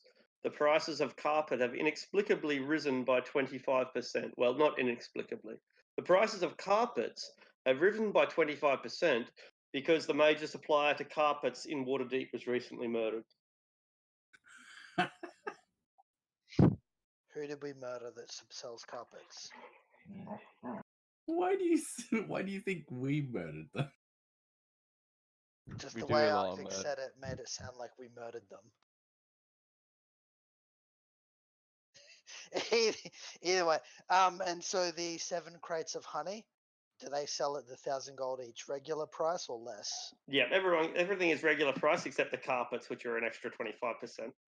So, Carriac, how many carpets do we get? Oh, dear We God. have 11 Zakarian carpets for 250 gold each. Ooh. Get him, boy. He's making a.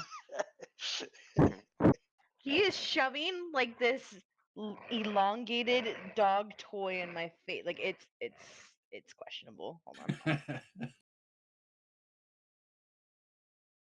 I have arrived. That'll go. Congratulations. News, we're all alive.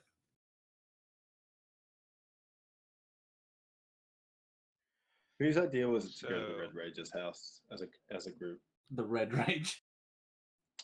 All right, that tracks. Is there a reason we didn't just have some mook deliver the gold? Yeah, he asked for Yeah, us. he specifically like we I think- tried yeah. to, and he specifically requested that we bring it.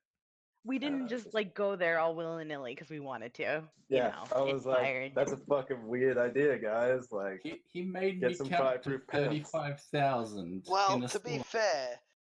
fair, we know a little bit about the layout of inside of his lair now. And Oh, he has yeah. a pet black dragon. Yeah, fun fact.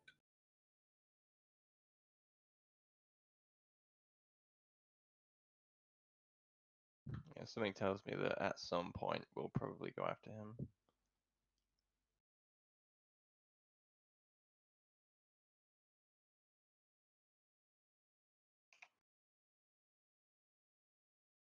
Excellent. All right. Ha! 7th level magic. I'm gonna pick up teleport and Mirage Arcan. A spell that Arctic is probably going to learn to hate. Hmm. Mirage Arcan is a mile-wide illusion that becomes real. Oh fuck! Oh fuck! Oh, no. No. I'm thinking of Baitor the other day. What the other day? Oh, in Avernus the other day, I played it was fucking hilarious. We yeah. we've got our vehicles now, right? And so Tim's got a motorbike, a Hell motorbike, and he met this dude in Hell who's just like always happy, and like Tim's also always happy because he's chaotic evil, and he's a chaotic evil drow that's always happy, and he met this chaotic evil elf who's always happy, and so these guys are just burning through hell, having a fucking ball, man. It was a Top Yeah! Gun moment. It was Top Gun, and they come to the River Styx, and if you fall in the River Styx, it's bad, real bad. And so there's this bridge over the River Styx, and he's like, "Yeah, fuck yeah, so let's ride along the bridge." Near. Hallucinatory really? terrain. Oh no! Mirage Arcan is the higher level version where I can make an illusionary bridge, but it'll actually be a bridge. Right. Can, Oh, it's so can good. It's you? not an illusion then. You just make it a fucking bridge, isn't it? No, it's an illusion spell. It's just a very less of an illusion and more of a warp Yeah. reality type spell. Yeah, I was gonna say that's not an illusion. That's just warp fucking reality. But yeah, I'm just thinking that spell's gonna be great for once we enter hell because we can pack up in the middle of nowhere, right? Just a wide open space. I can spend 10 minutes casting the spell, turn a mile wide square into a massive swamp, and yet the thing is, I can alter the terrain by small amounts, so I can have it as a mile-wide thorny swamp, and yet we could be sitting in a tiny hut underneath the swamp for the long rest. It's like, ha! Find us now. Oh no, So my this travel is up has this is true pretty sight. much a spell Have you? That's the create- thing. True sight will let you see through the terrain, but will not let you pass through it. So here's the thing: this illusion, this is just an illusion that's so convincing that it convinces the universe that it's real. Pretty much. I love it, And I yeah, want the it. best but you can thing have it. about the spell is that it specifies in the spell, if you have true sight, you can see through it, but it does not mean you can pass through it. So if I create a thorny swamp, even if you can see through it, it's still going to be a thorny swamp. Hey boys, let's just rest our legion here. Anyway, Over Sarlacc pit. We're devils. We get off on pain. We love thorny swamps. All right. So I know that me and Sanj have agreed not to buy stuff from the Thans anymore, but there is one more thing I want to buy from the Thans because I have absolutely no idea where else I could purchase it. Let me just check the name of the spell.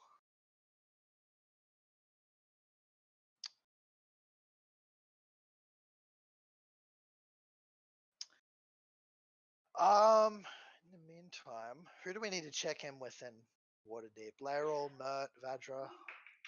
Yes. Also. Yeah. Yes. Yes. Yes. And Amar's just going to be writing reports like all week.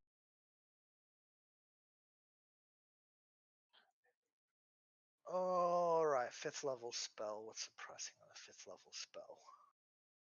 So, Arctic, the spell I'm looking to purchase from the Thayans is the 5th level spell called Infernal Calling.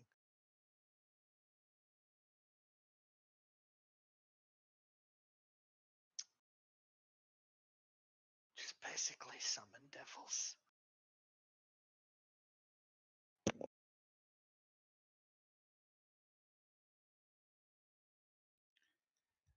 It all started with you naming your character Lucius, didn't it? Mm. Yeah, I'm not going to deny that. yeah, they will sell it to you. Alright, awesome. And I got my 10% discount still? Yeah, Wonderful. they throw in a free superior healing potion. Awesome.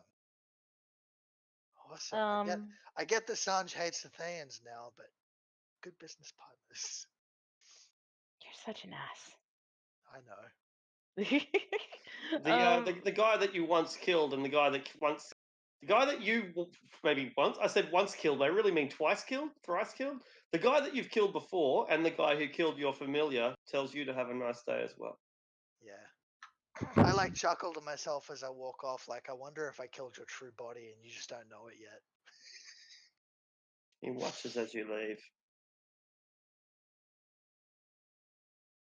If he's doing shopping, Amara's going to be talking to the Harpers, mainly a certain female she can, if she can recruit, get Sand recruited, and to get the mermaid recruited in Mintarn, and also try to see if she can help plant some people in Mintarn, and then start getting reports from Baldur's Gate. Yeah, that's all. That should all be fine. Yeah. Excellent. You get that all underway. I should have mentioned this earlier, but would I have had an opportunity to try and harvest some poison from those 2 wyverns we killed? You didn't mention it, so I think yeah. Yeah, it's a survival check, DC 15 for one. All right. One check for both of them, or 2 separate checks for each? Yeah, one separate checks. Yeah. Alright, so first wyvern, 16. Yeah, that's enough. DC 15. You get an application. Second is 15, so Another 2 application. doses then. Yep. Cool. That's like 4,000 gold worth of poison there.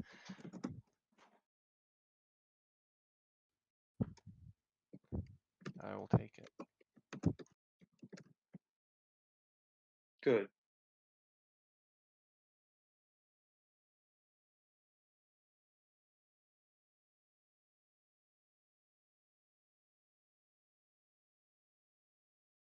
I have to save this for someone special. All right. While we are on the subject of money and stuff, do we want to discuss how much we want to give everyone of spending money?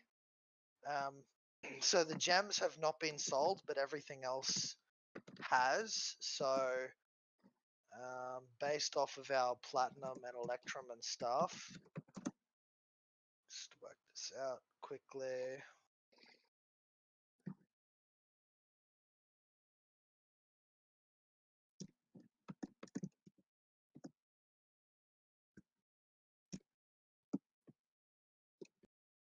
I'm probably going to look to buy some potions. I'm just having a look at the potions to see which ones I want, and then you can tell me whether they're All right. available or not. So the party, just in gold, platinum, and electrum. This is not including gems or magic items. We've got 88,557 gold. Damn. Oh. So it is perfectly reasonable for us to split up like 3,000 or 4,000 gold per person here, or we can just use party funds to buy a heap of potions and prepare stuff. I'm happy to donate all of my remaining gold once I get my wand of magic missiles crafted. Well, I think Arctic has to like a price on that first. When I'm saying when I say that we can use the party treasury on things, it has a limit, and I'm not sure how much a wand like that will cost. So it'll depend on how much you've got. yeah, I have like how much? 999. Should have 9,900 left over after character creation.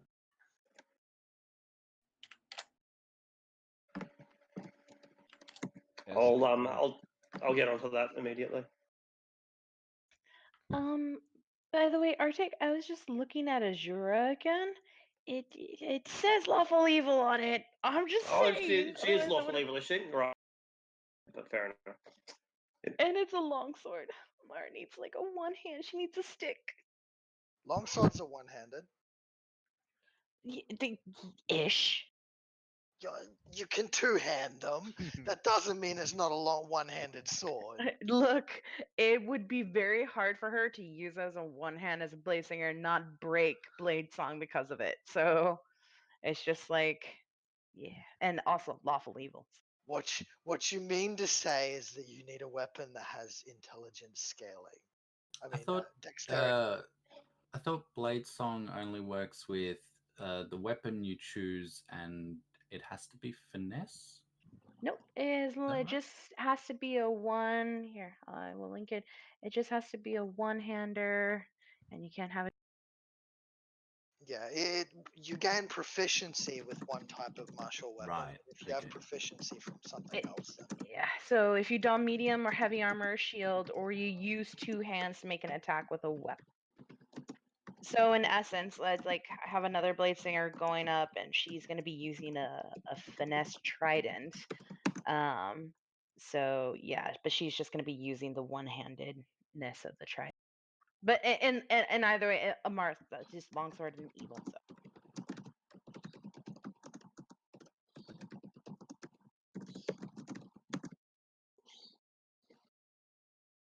So yeah, the wand 8,000 to craft. Half of that materials, half of that is gold and gems. But wand, staffs, all of those sort of things only recharge one charge per day rather than the listed 1d6 plus 1.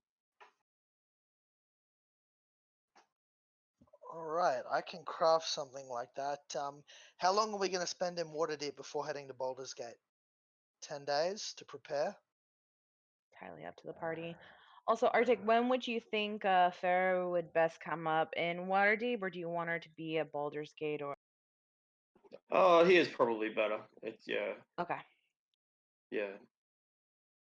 I would say 2 weeks.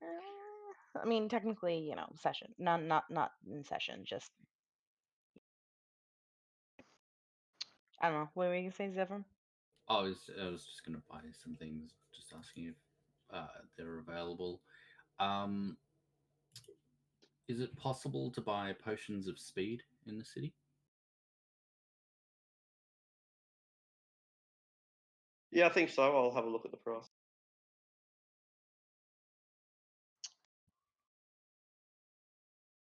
And something else I want to look at.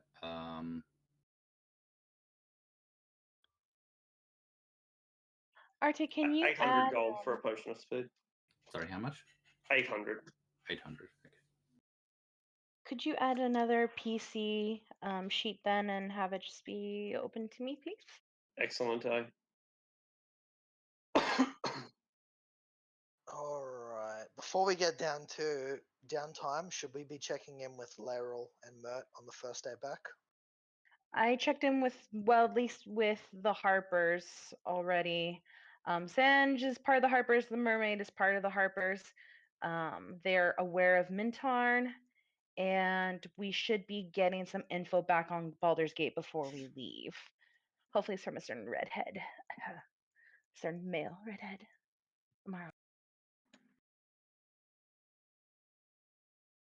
At least I think he was a ginger. Ginger, redhead, same thing. Do we even need to go see Laryl, or can we just pass on to Jalesta what happened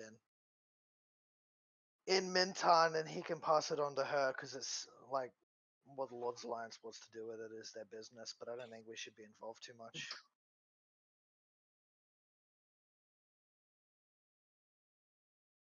No Yep, if you do it opinions that way, here? that's nothing wrong with that. That's fine. It's up to you.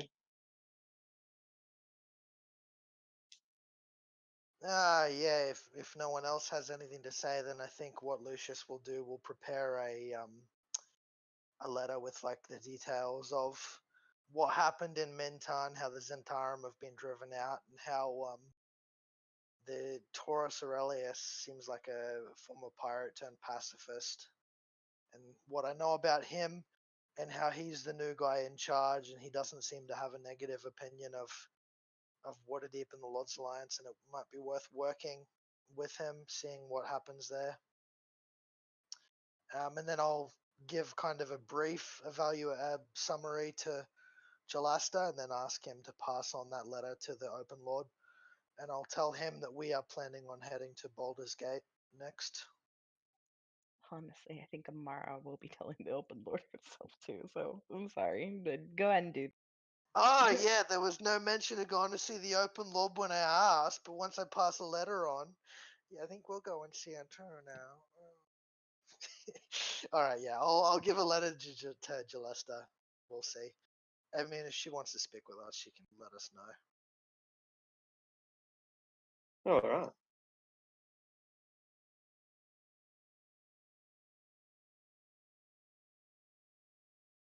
Yeah, and if there's nothing else anyone's going to bring up specifically in contacting them, Lucius and Sanj are going to spend the next 2 days making a simulacrum each.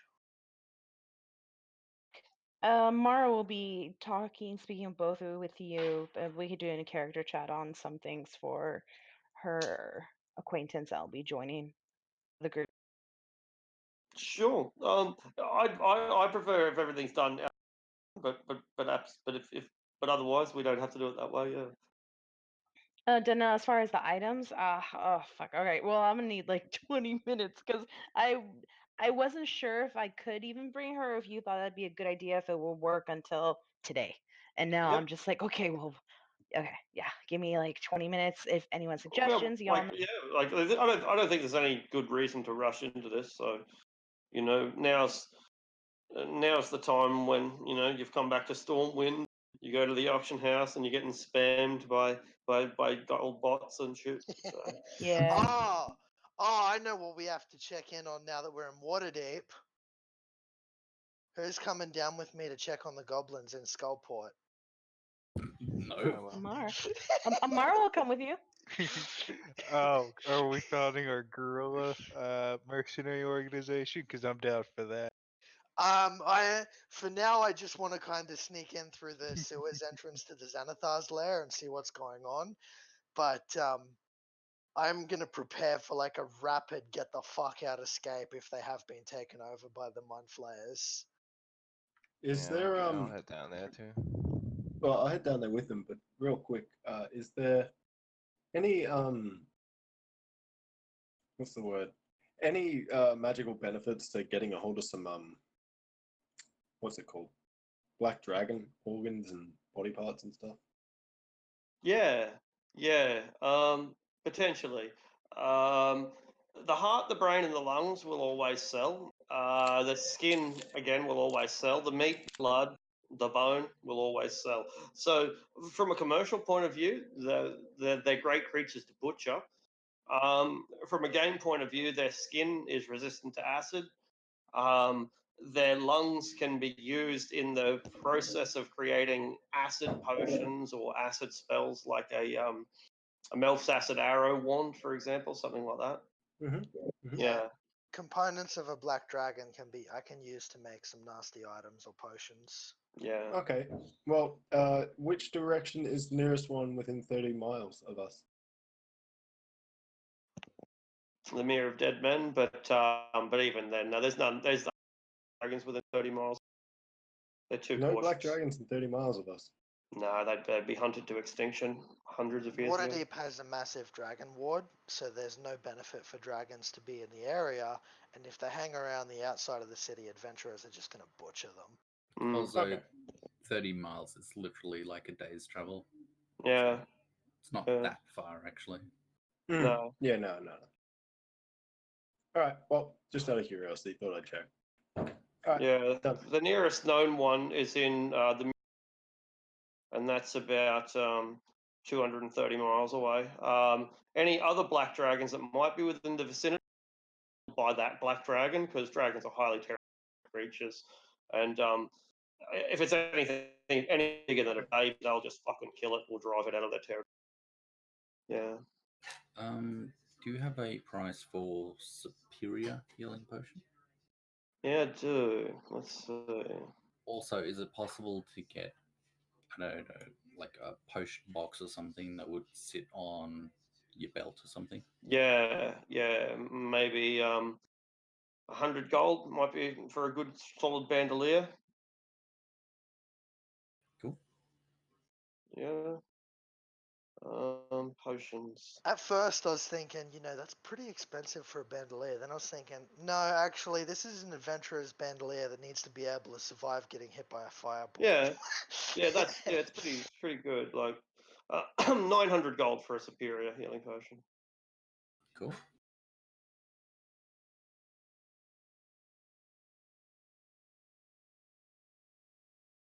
All right, so yeah, we've got about a total of 88,000. How much would fourth? We can split it 7 ways, 4,000 gold each for the downtime. Is that enough for everyone? And then any How was additional, it? huh? You said 400 gold each? 4,000. Oh, dope. Yeah, that'll do it for downtown. Because we have, if just by going by coinage, we have just over 88,000. So if we were to give 4,000 gold each to 7 people, we'd still have about 60,000.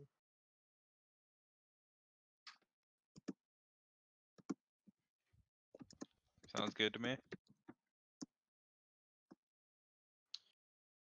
All right, so everyone gains 4,000 gold. Getting to the point where they're carrying so much gold, I'm over my weight limit. It That's what platinum's for, baby. is in platinum. Rich flex. Suffering from success. How much platinum are you carrying to be at the weight capacity? Almost 800. Oh my god. Looking in my inventory of what's weighing me down besides the platinum, let's see. Carrying 4 water skins, I probably don't have to carry that many. grappling hook, climber's kit. It's quite heavy. I've got a pair of manacles. They're quite heavy. So yeah, it's Alright. mainly the platinum that's weighing me down. Just to clean up the party treasury, I'm going to, let's say we convert the platinum and electrum into gold, just so we got a solid number there.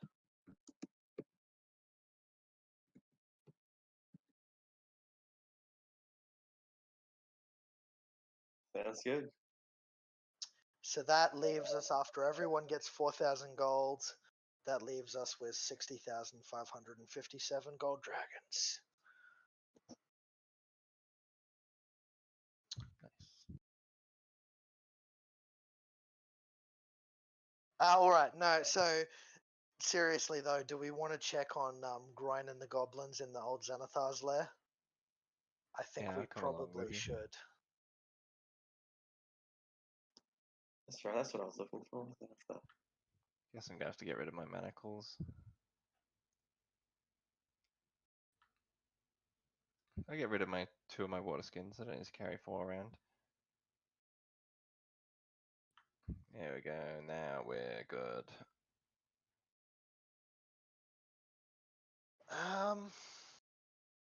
Maybe on the first day back, I'll start with ascending to Groin, asking him, is everything all good down there?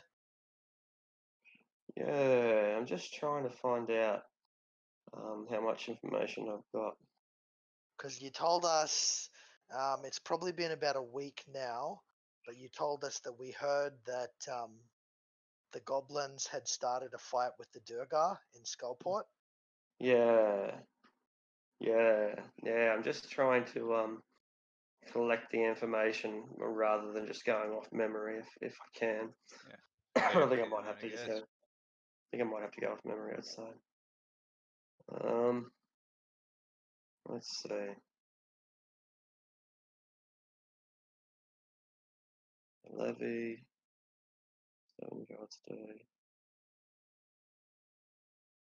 Oh shit. Okay, that's interesting. Okay, so there's a third player in Skullport's complex. Skullport's complex, and I'm going to find more complexities the further I go through it because a lot's been happening down there in your absence. So what are some of the things that have happened? We'll start with what the stuff that's most relevant to you. We disturbed the drow, and so their claim over Skullport has been diminished. The drow of deeper in the Undermountain are too busy fighting in Undermountain now to really exert much influence over Skullport, which leaves it between the Duergar and the goblins. The Duergar were closely working with the Zentarum, as Duergar often do. They've got an amicable relationship between the two, between the organisations. The nation of Gracklestug and the Zentarum have worked in concert for more than a century. So they were working together here in Skullport. That caused problems because dwarves and goblins don't get along, and Azok, your goblin liege, wasn't going to take any shit from them any longer, especially after they betrayed him once already. So there's a lot of violence going on there. The place is on fire. But a new player came into into it because it seems that a portal has opened within the Sargouth level somewhere. A semi-permanent portal to another world, and Vikings or barbarians, raiders, they call themselves Vikings, have come through, and they've basically been exploring and killing and just rampaging, and using the portal more or less permanently since it's quite stable. So there's now a third party. These Vikings have made it to the surface of Waterdeep and they're interacting, causing problems on the surface. But for the most part, they just enjoy exploring and killing and fighting and taking treasure and going back home again. Oh fuck yeah! I'm hiring these guys for my mercenary outfit. Can we do like a brief side session where we just Actual Vikings. where we just Have go you just been watching Vikings too much? It's a random encounter that it was a random encounter that got rolled, but because like it didn't affect me, like we didn't learn about it. It's something that happened before we even went to fucking Mintown. It happened weeks ago, and so now they're quite established by now, and yeah, they're literally from Valhalla, like quite literally. They're dead Vikings who have found a way to get from Valhalla back to the plane, and so they're just raiding the mortal plane. Isn't What one the of the fuck? other, Let's go raid Valhalla. isn't one of the Yeah. outer isn't one of the outer planes literally just Valhalla with a different name? It's called Isgard, yeah, Ysgard, Yeah, and that's basically right. It's so they've come through from Valhalla to raid us. Fucking great. You know, barbarians don't strike me as the intelligent type, so I doubt one of their number opened the portal. So that makes me wonder who did. Portals happen. There are smart barbarians. Jeez. It's not this Pardon? one. Claude, roll a D100 since it's time for another random encounter. Oh boy. Me? You want me to Yeah. roll a D100? That's right. Oh god. Okay, high or low is good. Which is good? That's difficult to say. It's an encounter like thing, so it's not like Yeah, it's hard to say. Generally high, generally, but like it's Oh, hard no. to say. I rolled an 88. All right, it's going to take me a while to get through. I'll go on mute for a moment. If I mean, Declan. if this causes a Tarrasque or Kraken to appear, I apologize. But you've no one to blame but yourselves for allowing me to roll the dice. I think that Tarrasque would only show up if you rolled a nat 1. Yeah, even then, Arctic's encounter tables aren't like your DMG encounter tables that are just random monsters. Like a one Yeah, could they have- be bad, but it's something that will have an explanation. I think one is Finnegan Fraud. That's like the worst of it. Are you guys ready to meet Xanathar? We killed the Xanathar. We killed him. Xanathar is a title. So That's Yeah. true. there's- That's true. We There's- killed him. there's and another made sure there Xanathar was already. made sure there was no successor. The second that a beholder finds out that there's no Xanathar, it will name itself Xanathar and try to take over its place. Yeah, until it finds out the people that killed Xanathar are highly active in the Xanathar's old lair. If another beholder shows up and calls itself a Xanathar, we'll kill it straight away. Shush. Arctic has found it, and it's interesting apparently. Yeah. So in your absence, Waterdeep has changed, or rather, Waterdeep's attitude to the Zentarum has changed, or maybe it's the world's attitude to the Zentarum, but it's come into line more with you. It seems that countless people have gotten jack of this oppression by the Zentarum, of this expansion, and they've had enough. And war bands have begun to form. It seems to be a trend over the course of the current season for people to form into war bands, and there are so many of them. Like there are so many of them. The Cat's Eyes are bandits. There's 100 bandits for 200 gold a month. The Lizard Kings are lizard folk. They come from the Mirror Dead Men. 200 lizard folk for 200 a month. The Yatar Eli are cavalry. They 50 bandits on horses, 500 gold a month. The Chalice of Seamorph are Tetherians from the south who believe in nobility, but they're barbarians who love nobility. Barbarians for 500 gold a month. Some dwarves called the Wives of Doomathorn, all female dwarves. Espionage dwarves, but they happy to be in open battle as well. 100 scouts with the superior equipment for 500 gold a month. The Broken Tusk. I'm hiring them out of pocket. It's the I think I'm just gonna have to cut and paste the entire random encounter because like there's no better way for me to get the information across. Feels like Gangs of New York. It is, right? It is. That's I think that's basically what's going on. Gangs of New York. So I'll put it into Roll20 since there's so much damn information. But I'll just check that there's nothing secret in there. I don't think there is. Which one did you say you were hiring out of pocket, Keviak? I'm guessing it's the women, the dwarven Yeah, women. the all-female dwarf outfit. Looking to create your own little dwarven harem. Wrong channel, Arctic. Oh, sorry. Well, yeah, thanks. I'm glad I got that out of. But that's a random quote, all right. That's random as fuck. That's random, all right. Kevin, speaking of wrong channel, Keviak just joined Curse's Strad.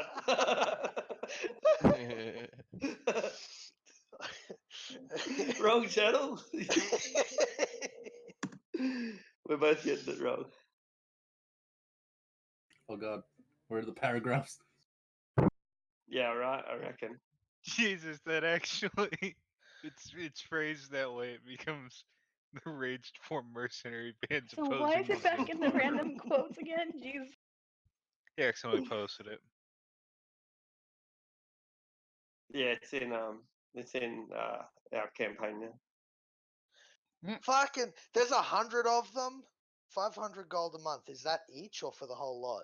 For the whole lot. It's still in random quotes, I think. It's still in random quotes. Is it really? I did it Yes. again. Oh Here, my god. I got it. I got it. Okay. I'm sorry. Look, honestly, I think at this point it fits as a quote from Arctic. It is a random quote at this point. Arctic, you do understand that Keviak's pretty much going to permanently buy them out if it's 500 gold a month. It must be. It must be per person per month. Hey, let me see. Is it not? It's not 1 gold per month. No. Yeah.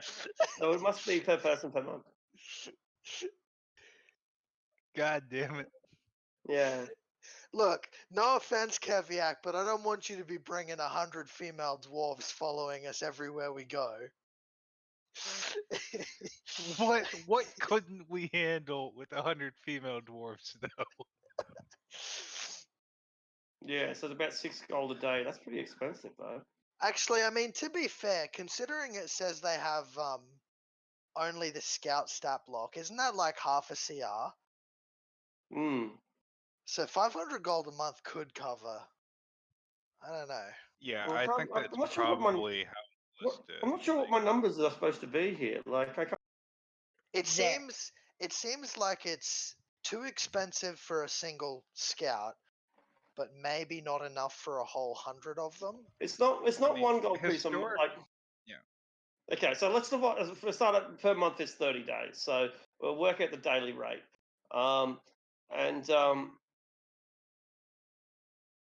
People get roughly a gold piece a day. Like that's a very rough amount of how much people get. If I can point something out, Yeah. historically mercenaries got most of their money from loot, not directly from their pay. Like Well, it was kind of I've got an interesting point here. One that is relevant to the Forgotten Realms canon, but probably doesn't fit very well with the D&D mechanically. Because I can tell you how much Malone was getting paid as a mercenary when he was a mercenary before joining Force Grey. Because he originally shows up in one of the novels as a mercenary that gets hired by the current Blackstaff heir, and so they hired him to go into the sewers to protect them from monsters and stuff. They were only paying him 4 silver a day.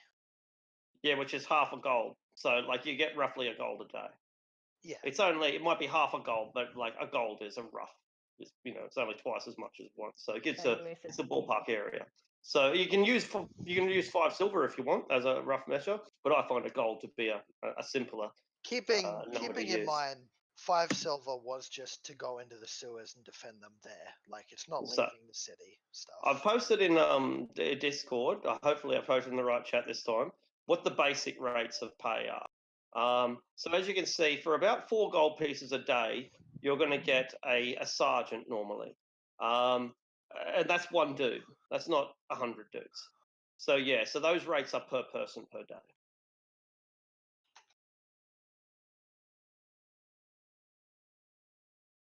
Have a lizard folk die for you for a gold piece a day. It's not too bad.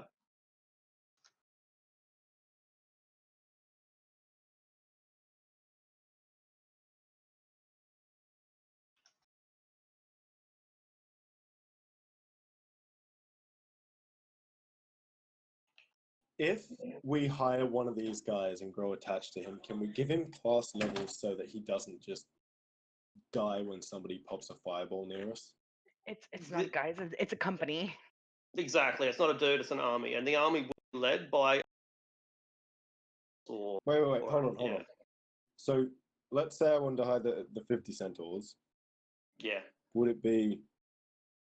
Because I'm still not clear. Is it? Do I pay 500 gold a month and get? So you have to time 500 times 50, and that's the price. Oh, good lord! And I 25. can't hire. Is that 25,000? I think. 25,000 gold per for month. 50 That's centaurs right. for To a have an week. army of centaurs. Yeah, that's right. Yeah. Can I hire them for a single day?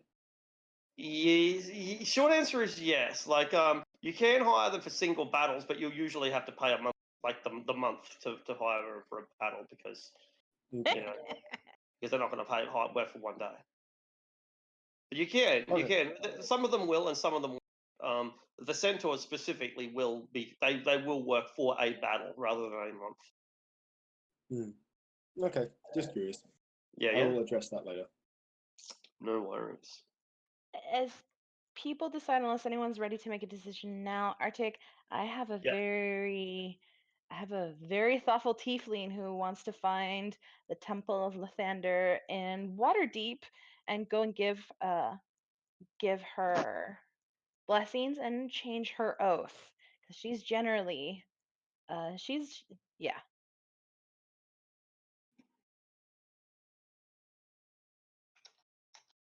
So would we be able to do that now? Absolutely, yeah. There's no problem to find a Temple of Lathander. I don't understand what the issue is. Oh, okay. So it's just no problem if I change her oath. Oh yeah. Go ahead. Yeah. Like go ahead. Like this can all have happened, anytime. Definitely. I mean, it can happen after. It's just like you're like, oh no, I want it all done now, so I can do it later on. Or Fun fact. I don't really understand the significance of it. So if it's a big important thing for your character, then by all means, go ahead and explain to me what you have to do and why you have to do it and why it is so important to you. If it's just a retro spect of your character, then I don't mind. They just wave it away. That's fine. However you want to do it is fine with me. okay, what were you saying? I was gonna say, fun fact: one of the largest temples in the city is the Temple of Lathander. I think it's one of the 3 largest ones in Waterdeep. Because Lathander is amazing. Praise the sun. Anyways, no, it's just that, especially you think of a paladin, and generally a good paladin. She's bro. She's awesome. She's gonna be going down into hell, and knowing who she is and who she's connected to by blood, she was intrigued to take Sanja's to help the party retrieve Sanja's parents, because if she can help get Sanja's parents out of hell, maybe she can do that for the person she is linked to by blood. In that sense, but you, as a redemption paladin, she knows that if she goes down into hell, she needs to focus, and she won't be able to get to do too much done because she's going to be worrying about everything else. So she is going to swear an oath. Is everyone okay? Yep. Okay. She is going to swear an oath of vengeance, for the vengeance of Sanja's parents, mainly because it is to retrieve them by any means necessary, to fight the greater evil, and that everything in hell is evil. But she needs to focus, because if she doesn't, nothing will get done. And that she must help these people the most, and then she'll come back on her own time and go into hell. Lathander doesn't really believe in vengeance. He is a God of forgiveness. He's a God of shining light on the good and evil. He's the God of second. And you put it so specifically that it hurts him because he knows a very famous story of a very beloved daughter of his who sought vengeance above all, who was absolutely determined to bring the battle to evil at any cost. At any cost. And she paid a tremendous price, and we all pay a price for her choice. Every mortal realm suffers in some way under the influence, under the wrath of the Lord of Avernus.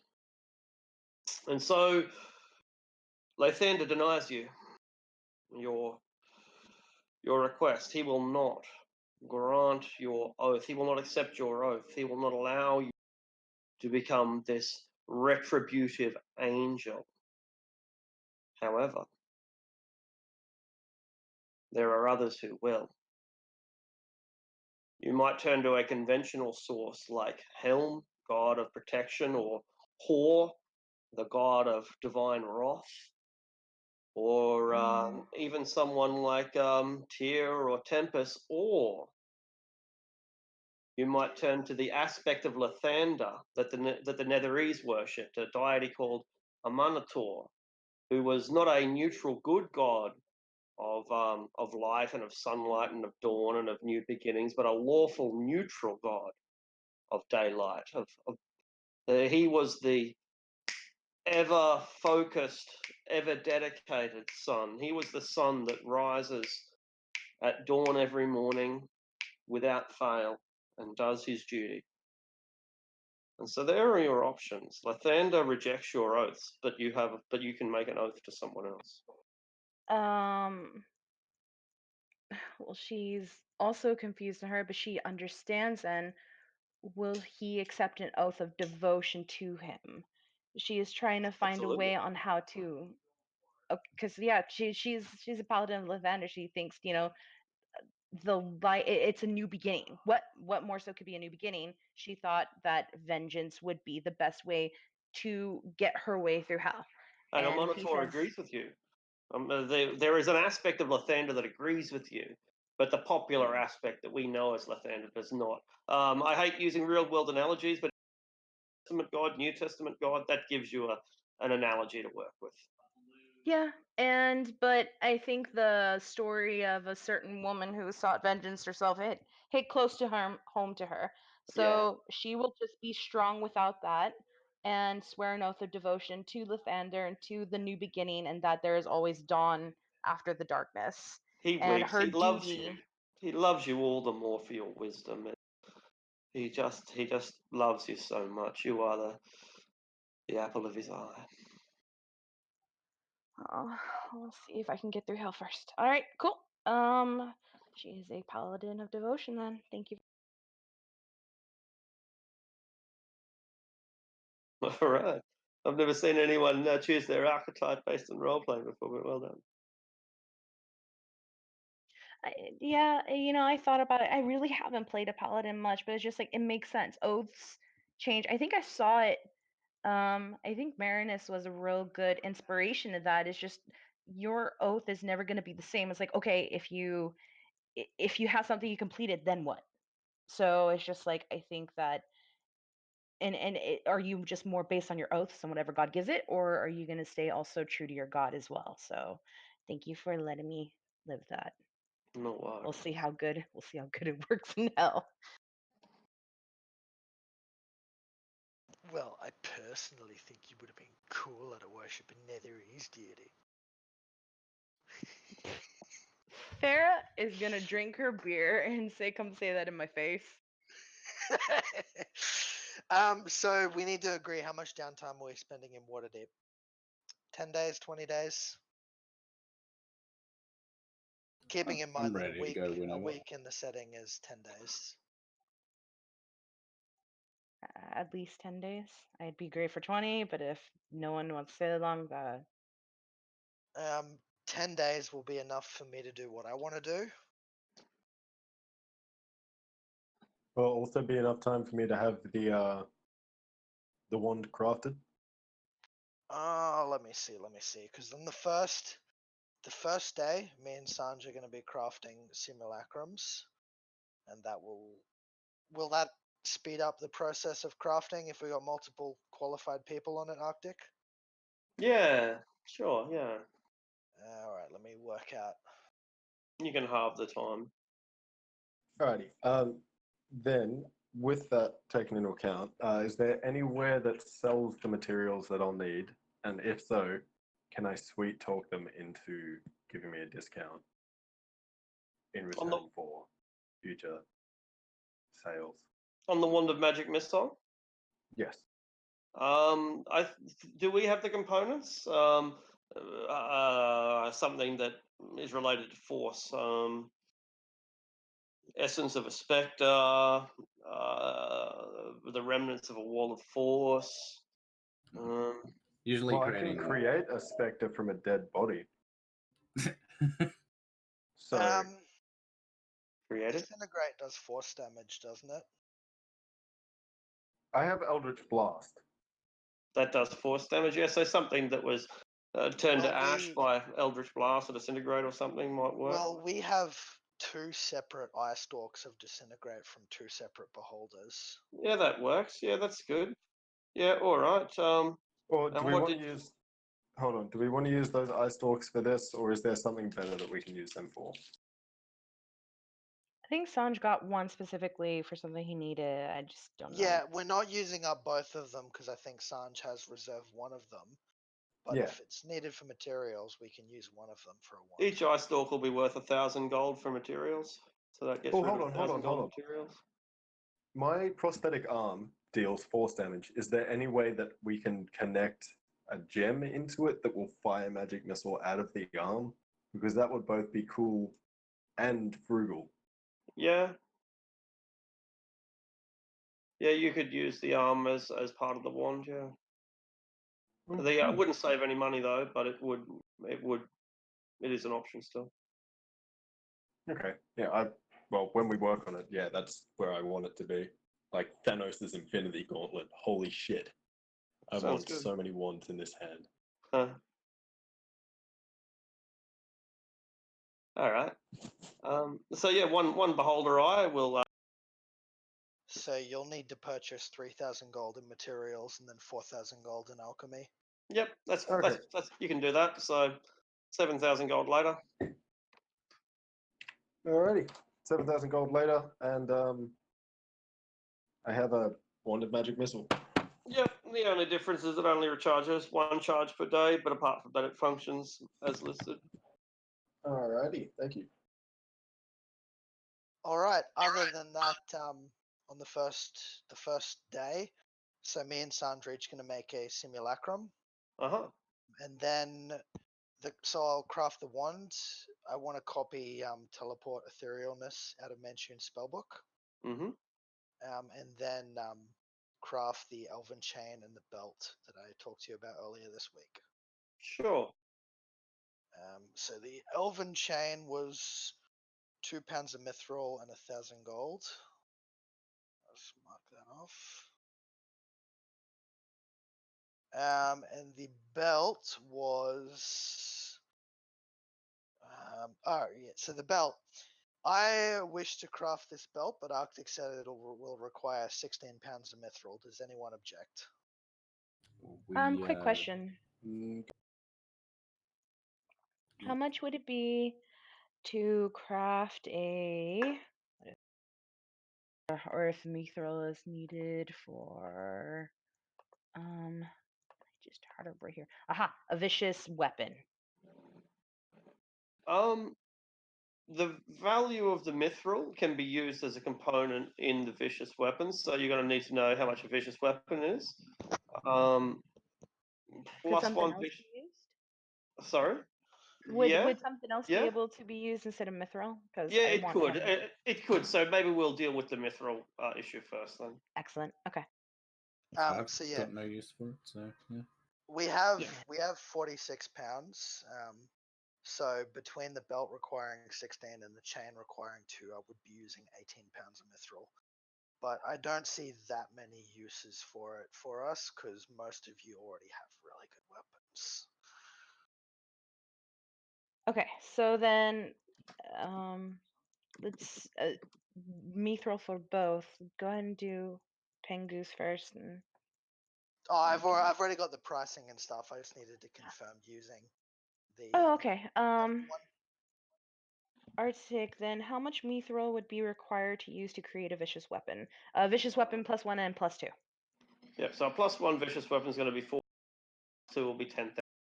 And as usual, if you craft it, it's halved, and half of that is materials, half is. So 4,000 or 10,000, of which, if you craft it, halved, and of that half mats, half gold.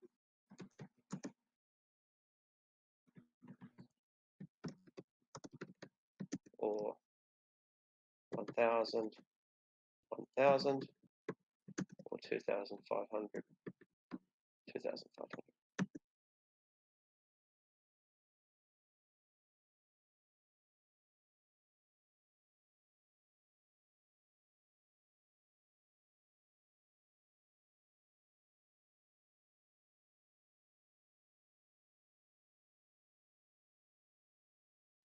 I think I'm gonna hoard my coin to eventually get a cloak of Arachnida, but I want that to be a more significant event than just going to the store and buying it. What about not a vicious weapon, but let's say a +1 weapon with radiant damage on top of it? I'm kind of thinking like Grimforge's hammer, not as flashy though, and not as powerful. Just a sword with radiant damage. 8,000 and 15,000. Okay. That's for an extra d6.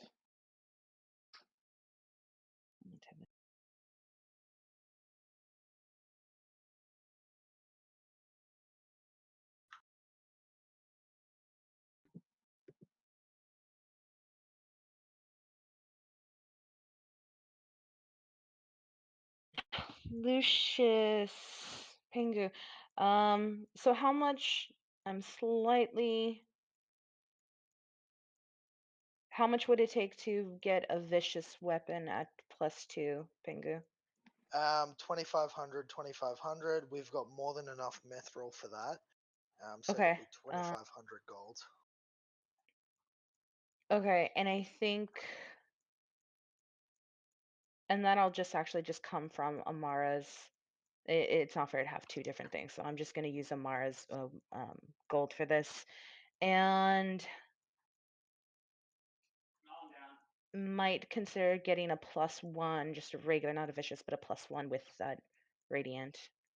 But I'll speak with you about that for sure. She's going to get a +2 vicious weapon in one hand.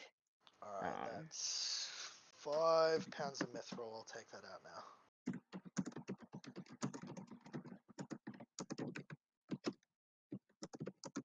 I significantly underestimated how much value the stuff we looted in Undermountain had until we started looking at crafting with mithril.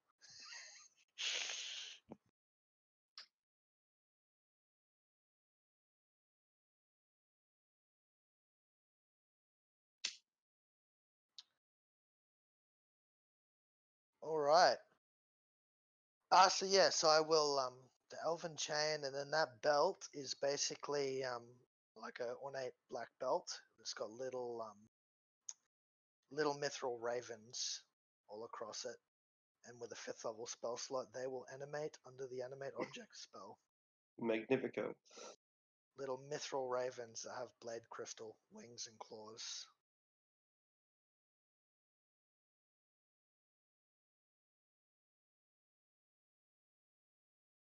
Everyone's got their fancy swords and stuff, and I'm like, yeah, well, I got a dangerous belt.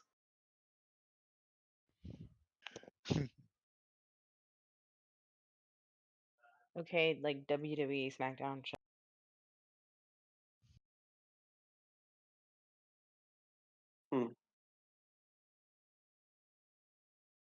How much would it be for armor that is resistant to fire?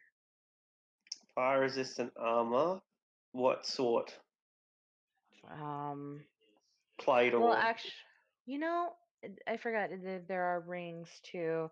I know Keviak has a ring of fire resistance. How much would, let's say, a piece of jewelry would be for fire resistance? 2,000. Huh, interesting. And Okay. again, halved if you craft it, etc. Yeah. Okay. All right. Yay.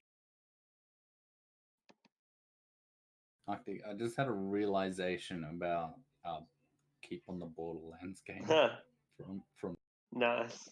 What? just the two characters that are the same. Oh, did you? Oh, right. Together an Easter egg after all these years. Yeah. Oh, that's awesome. That's awesome. Yeah, the six-fingered gentleman. She pops up from time to time. Oh, that Tasha? Yeah, that Tasha. There's only one Tasha. I didn't even hear her name.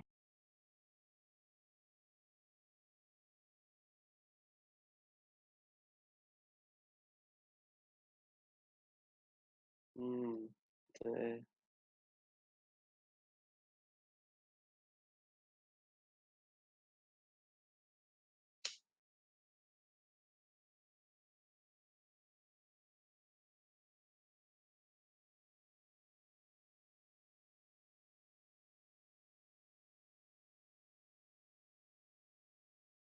All right, so I've got one more thing I want to try during the downtime. It's probably a terrible idea, but I'm gonna get Sandra's help to do it nonetheless.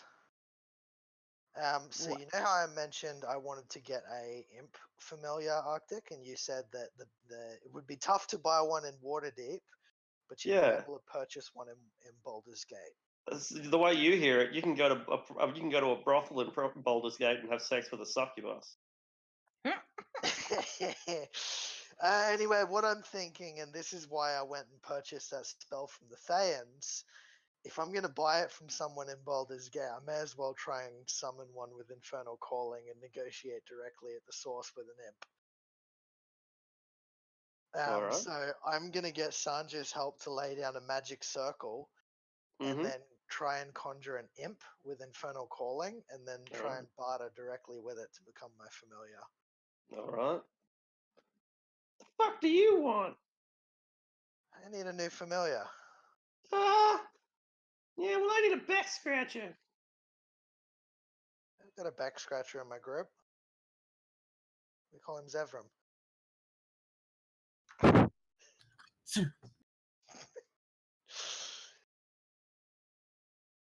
Now, come on. I'm sure traveling with us would be much better circumstances for you than remaining in hell. So, what would your conditions be?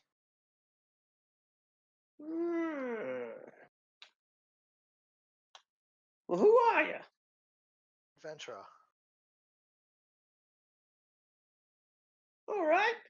Every time you kill someone, I want you to dedicate their. What did he ask for? Dedicate their soul.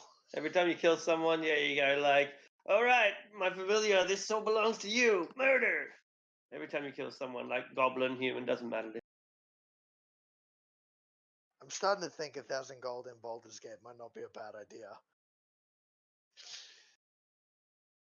Yeah, I'll pop him with a magic missile and send him back to hell. Oh, did I ask too much? And yeah, I'll just purchase one in Baldur's Gate.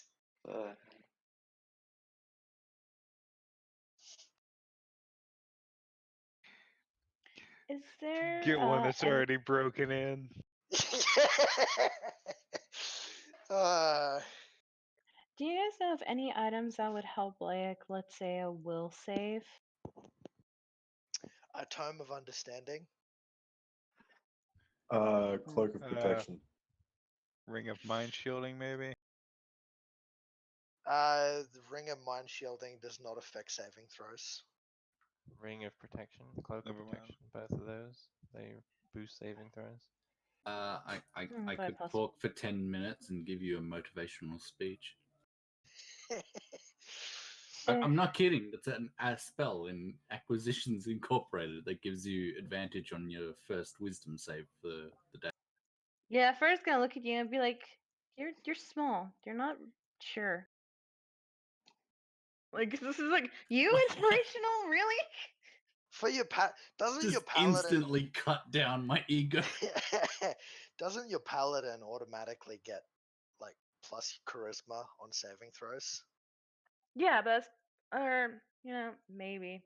Or Yeah, it's not you good enough for me to be ridiculously good at all saving throws. I've you got to do be even benefit better. from your own aura. Yeah. No. It's more of It's just more of she knows she wants to steel herself from temptation. You guys, this is a big thing. She's a paladin going into hell. It's just like here I am. Yeah. Aren't you immune to being charmed? Am I? I'm gonna see. Let's Only see. if you're a devotion paladin. Devotion Paladin, level 7. All creatures within 10 foot of you, including yourself, can't be charmed. But that's charm. That's not will. That's not wisdom. I'm sorry. I am so sorry. Wisdom saving throw. But I guess Prevents you will. from Anyway. being affected by things like What vapor. wisdom saves are you gonna roll that aren't for being charmed? Like dominate, charm. They're all charm I effects. wasn't looking at spell. I was just like She's it's more hell, worried you about guys. like making bad decisions. Like, should I make a wisdom save? And if I fail, will I fuck this incubus? Or No, I think that's no, she's no. But I mean, no. it kind a little bit, but no, she doesn't make bad decisions. Like she's not gonna go fucking incubus. She is. Well, you Yeah. say that now. No, but is it more along the lines of like against making morally unsound decisions? Mm, I mean, you can always ask one of the wizards to cast Mind Blank on you. I guess. Mind Blank is what, an 8th or 9th level spell? We're almost there. But not yet. 2 more levels. All right, no worries.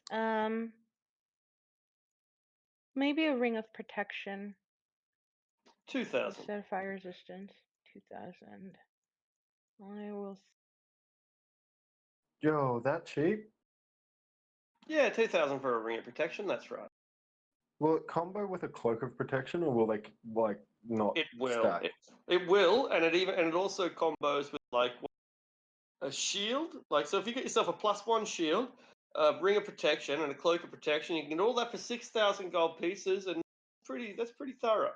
Pretty good I protection. am gonna write Yes, that please. down. Shield, cloak. Oh yeah. Oh no, but I'm going. Okay.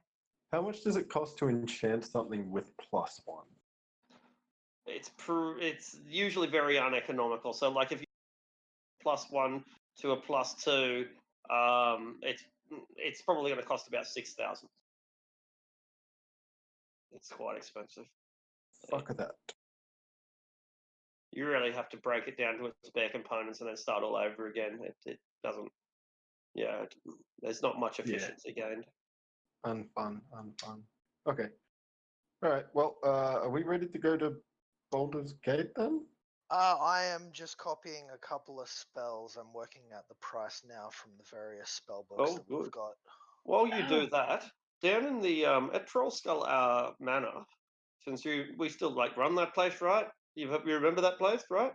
Well, Right. G runs it. We just live there. Good point. So at Trollskull Manor, you come across some guests. They are they call themselves adventurers. Apparently, they are called the Fist of the Triad. What? And the Fist of the Triad. Do they pose What? when they say that? They do. They do.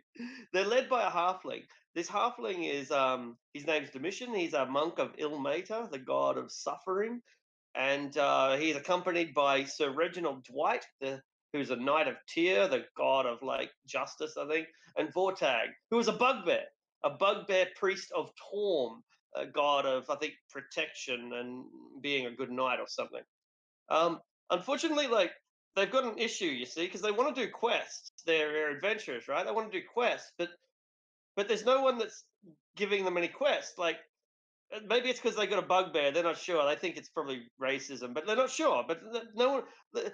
Admittedly, they did get some quests from the Order of the Gauntlet, right? You heard of the Order of the Gauntlet, a group of knights and stuff? right? Yeah. Yeah. Well, the Order of the Gauntlet, they gave them a quest to go and destroy some scarecrows out in the fields, and they've done that. Oh my god, are they literally running Dragonite? I really, when I designed this encounter, I must have hoped someone would get the reference. But yeah, that's right. They're running Dragonite, and they've done all the quests, and like that, but without a fireball to take them to level 3, they've got nothing else. You know, they're stuck at level 2. They've hit that roadblock because someone already did that quest. Oh, this is Sorry, hilarious. guys, that's a unique quest. You can't pass by this location.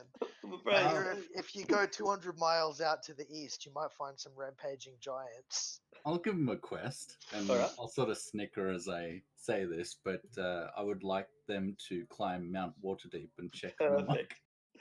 Perfect. Okay, so what reward are you giving them for this low-level quest? A potion of healing? Perfect. All right. And like, is there any as the dragon going say hi and maybe bring him a sandwich or If they can do it in less than a day, I'll give them a platinum piece. just for doing it? Just for going for a walk? There's no In less than a day. How high sure. is this mountain? It's pretty high. It's a pretty significant mountain. Is it possible for them to get up and back in a day? Yeah, probably Is it difficult? up. Maybe not up and back, but probably up. It would be difficult to get up and back, almost. Very difficult, yeah. Yeah. All right. I'm gonna say I give them a platinum piece if they get there and back in a day. Well, they'll take the quest. They don't really understand the point of it. There isn't one. I suppose this is the quest then. How many of them are there? There's a trio: a halfling, a human knight, and All right. Once he offers them the platinum to go up and down in a day, I'm gonna sneak out the back chuckling and cast fly on them with a 5th level spell slot. like you cast a spell on them and they're like, so like there's really no quest at all now. We're just going. We're getting money, says the bugbear. No, there's some complications with flying, but you can find those out. There's some complications. Zevram knows what I'm doing. All right. So they finally, towards the end of the day, they come back after 3 hours, and they're really stoked. They say, "It's the most amazing thing. It was out of nowhere. We had this random encounter with a spined devil. It was great." Lucius is totally disappointed they didn't get arrested for flying over the city. They did what? They didn't get which? Arrested for flying over the city. Not this time. Oh well. They get fined 300 gold per person. They're not very happy with the quest, but at least they have a random encounter, so it makes it okay. Did they get a level up? They didn't, because it was a pointless quest. Then, in that case, don't you have any holy grails to find, or baby dragons to slay? I suppose it could be like a house cat sized dragon, I suppose. Lucius is deep in thought for a moment there, like, No. I do have a baby dragon I could pay them to slay. That'd be fairly entertaining, but no, I kind of need him still. I will give you 9 more platinum pieces to travel to Mintarn and maintain the government there for a year. All right. 9 platinum, 90 gold. You'll have to pay for our passage as well, sir. How much would the passage be? Probably about 20 gold each. So you could cover the whole thing for 150. All right. Well, then I hand them 15 platinum pieces. All right. So I shall fill out this first time. They are called the what were they called? The fists or something? The fists of the Triad. That's it. The fist of the Triad. So the fist of the Triad have accepted your reward of 90 gold pieces. The quest was become the government of Minto. they're really just a bunch of newbies that are getting. I don't even know if I want to call it a prank anymore. Sending them to Mintan for 150 gold. And Claude says, when you get there, tell them Lucius sent you, and then he walks Brilliant. away. Excellent. Marcus Aurelius finds out what their talents and skills are, and now they have like a liaison officer, and the bugbear opens a small shrine to Lathander. So Oh heck yeah! Best bugbear. Sarah's gonna buy that bugbear a beer. I just kind of wanted to make sure that they didn't do Dragon Heist while we were in hell, because I want to come back and rob Warden Deep. Fair call. Oh yeah. All right. So before we forget, Yeah. Potions. We should be buying some before we go. I gave the price for superior healing potions before. Yeah, what was it, 900 gold? Or you can get them from the Red Wizards for a 10% discount. Don't tell Sand. Okay, hold on, real quick. How much does a normal potion heal, and how much does that cost? A normal potion of healing, so it goes 2d4 plus 2, 44 plus 4, 84 plus 8, and then I think it was 10d4 plus 10 for the last. Okay, and what are the prices?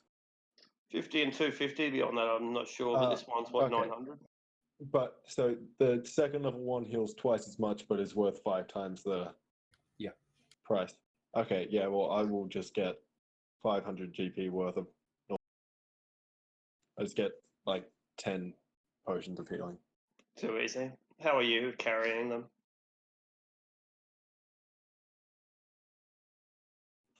Do they not come with packaging that will prevent them from being broken? No, they come in a vial.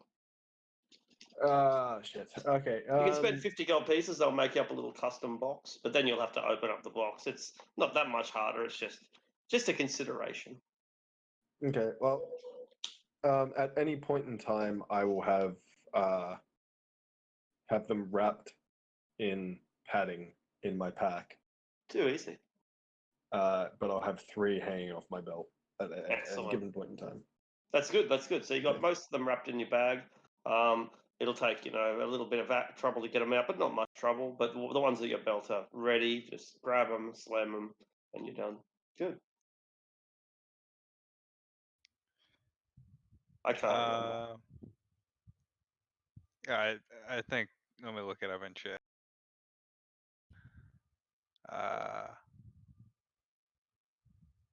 Yeah, you said 1,200 gold pieces for a potion of vitality. Cool. Yeah, I'm gonna get one of those and 2 superior healing potions. Excellent. From the Zents, from the Red Wizards. Are we not doing trade with the Red Wizards? I heard. Yeah, Sanj, because they were involved in the abduction of Sanja's parents, we're not dealing with them anymore. After you went and got an imp with them. Lucius did that incognito, and you would not be aware of that. He was like, I mean, Sanj would understand. There's no other place in Waterdeep. Oh, right. I'm surprised you didn't hit it off with the red dragon, because I'm just like, of all people, I think they him and Lucius. They seem the same, but no, you're just the silent. arrogance, the ego, the greed. That might be true, but let me tell you this: Lucius has a very high intelligence score, so he's perfectly aware of the fact that you do not want to be the one the red dragon remembers. I'm pretty sure he'll remember us. He will, but he will remember Amara as the face of the group. No, Zevram was the one who counted the money. Anyway, True. Remember, Keviak is the king of all dwarven kind. I mean, no one's contesting that. It's true. You got a good Um, smell The of yours. shining golden dwarf with the man purse. True that. how much? I think you actually said eight. Was it 8,000 for a cape of Montebank? Oh, I think I can. Oh, what? The Cloak of Montebank is just Dimension Door 1 a day. Yeah, I know. I'm pretty sure that's one. Let's That's have what? a look. I think that's pinned. Here we go. Let's see. Pretty sure it's pinned. Room bag, gauntlets, time. Cloak of displacement, 8,000. Oh, it didn't. Pretty sure they're 32,000. They're not cheap. 16. I'll sell you one for 16. 16,000? Hmm. Gotcha. Well, not by much, but thank you. Discounted from 32,000. Wow. Okay. Boots of Speed. Oh, boost of speed. Let's have a look. What do they do? Movement speed. I think it just doubles your speed when you click them. It's like, freaking what's that movie? No Far From Wizard of Home or Wizard of Oz. Thank you. They don't make her go fast. Wizard of Oz. I've got a pair of winged boots you can borrow, by the way. Well, they aren't being used. Correct. Wait, the ones that aren't being used, because she doesn't want to take something you're using. Nah, I'm not using them. I was using them, but then I got a magic item that had the same effect, so I'm not using them anymore. I do believe you have loaned them out to Claude at the moment, though. Oh, then yeah. Have I? Wait, do they require attunement? Yes. Probably, yeah. Yeah, then she can They have do. them. My arm. I need an attunement slot for my arm. Could you link what they are then? Boots of wings or Boots are flying. I'm assuming. They're called winged boots of- boots. Winged. Oh, okay. Still be Yeah. nice They're to know very the good. They are. the price on the boots of speed though, because seeing as I can use my bonus action to move, it'd be pretty interesting to see just how fast I could run wearing those. All Oh right. yeah. Boots of speed. While you wear them, you gain a bonus action. Click the heels. Here, I'll link it so for Arctic can see instead of just read it. Hmm. Yeah. Brilliant. Yeah, yeah. Yeah, well, you don't. So yeah, you want to buy some boots of speed? Only 1,000. They're not as 1,000 gold. They're second hand, however. If you want to buy brand new ones, they're 2,000. There you go, address it. Yeah, out of the turn after I click the heels together, I'd have a speed of about 180 feet per round if I did nothing but move. It's pretty fast. So Second hand ones are being sold by a knoll. Oh, I I think not. two final spell things to confirm, Arctic. So I'm going to use my own gold to purchase Tensor's transformation. Yeah, right. And then using the party fund, I'm going to grab plane shift because that could be an emergency way out for us. 2,275. I'm assuming no one has an objection there because that could very well be the thing that saves everyone's lives. Yeah. No Go for problem. it. Go for it. And also, so to use plane shift Arctic, you need to have a tuning fork attuned to the plane, the destination. Yeah. I'm assuming it's going to be impossible to get one for hell before we get there, but can I purchase or create a tuning fork for the material plane? It's not necessarily impossible. Well, I'm not expecting it to be like, oh, can I purchase a tuning fork for hell? Yeah, sure. That'll be 1,000 gold. It'll be 10,000 gold. Yeah, that's By what I the thought. way, Farah will be proficient in smithing and the tools for that. So if we find the metal in hell, she'll be able to work with it. Yeah, we'll work on that much in hell. I just want to get a tuning fork for the material plane, so that we've got a way home when everything's said and done. All right. Get a mold for one. See how much a mold for a tuning fork would be. I should mention, like, the component for plane shift is a forked metal rod worth at least 250 gold, attuned to a Yeah. particular plane of existence. The Wizards Guild will sell you a guaranteed. They will normally cost 50. Did you say to make? that Valued right? at 250. Yeah. Yeah. So the Wizards Guild of Waterdeep, to a certified wizard in good repute like yourself, will sell you one for 1,000 gold certified. All right, I will get that and the spell with party funds because it'll be our way home, hopefully. I'm more interested when he got a good reputation. Yeah. Mhm. Well, all the shady shit I do is behind everyone's back, so no one actually Right. knows about all of that. Honestly, the answer is when he was born, because like Waterdeep loves to pretend that it's all enlightened, free, and libertarian, but at the end of the day, the nobility call the shots. Yeah. Yeah. And when you name your kid Lucius, like you just kind of predestine him for certain things. Like when you name your kid Lucius, you're just like, this kid is, gonna be evil and probably a wizard. Maybe a little bit handsome. Yeah, yeah. Devilishly so, perhaps. uh, Off-topic question: is my Bregan Diaz assassin token valid in other planes? Not really, because like they don't have a lot of reach there, but somewhere like Sigil, yeah.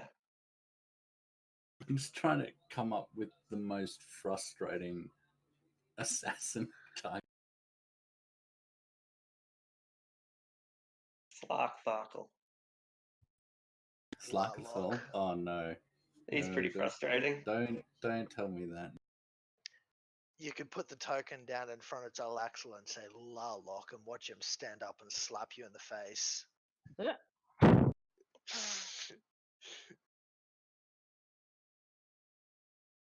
Would give a man his own name. Pretty much. Kills you, casts like polymorph onto you. Dead Jarlaxle. No, turns you into Jarlaxle first, then kill you. Yeah, that's more legal. This brings up a question that I've been wanting to ask. Is a corpse an object? Yeah. For the purposes of spells, I don't think so. Generally not. So you're saying I can't kill somebody then polymorph them into a T-Rex? You can't polymorph objects unless it's true polymorph anyway. Ah, yes, indeed. And if you're using true Yeah. polymorph, it doesn't matter if it's a corpse or not because you can. So Interestingly, since like it's kind of relevant or on a similar tangent at least, you can't dimension door an unconscious person because an unconscious person can't give consent.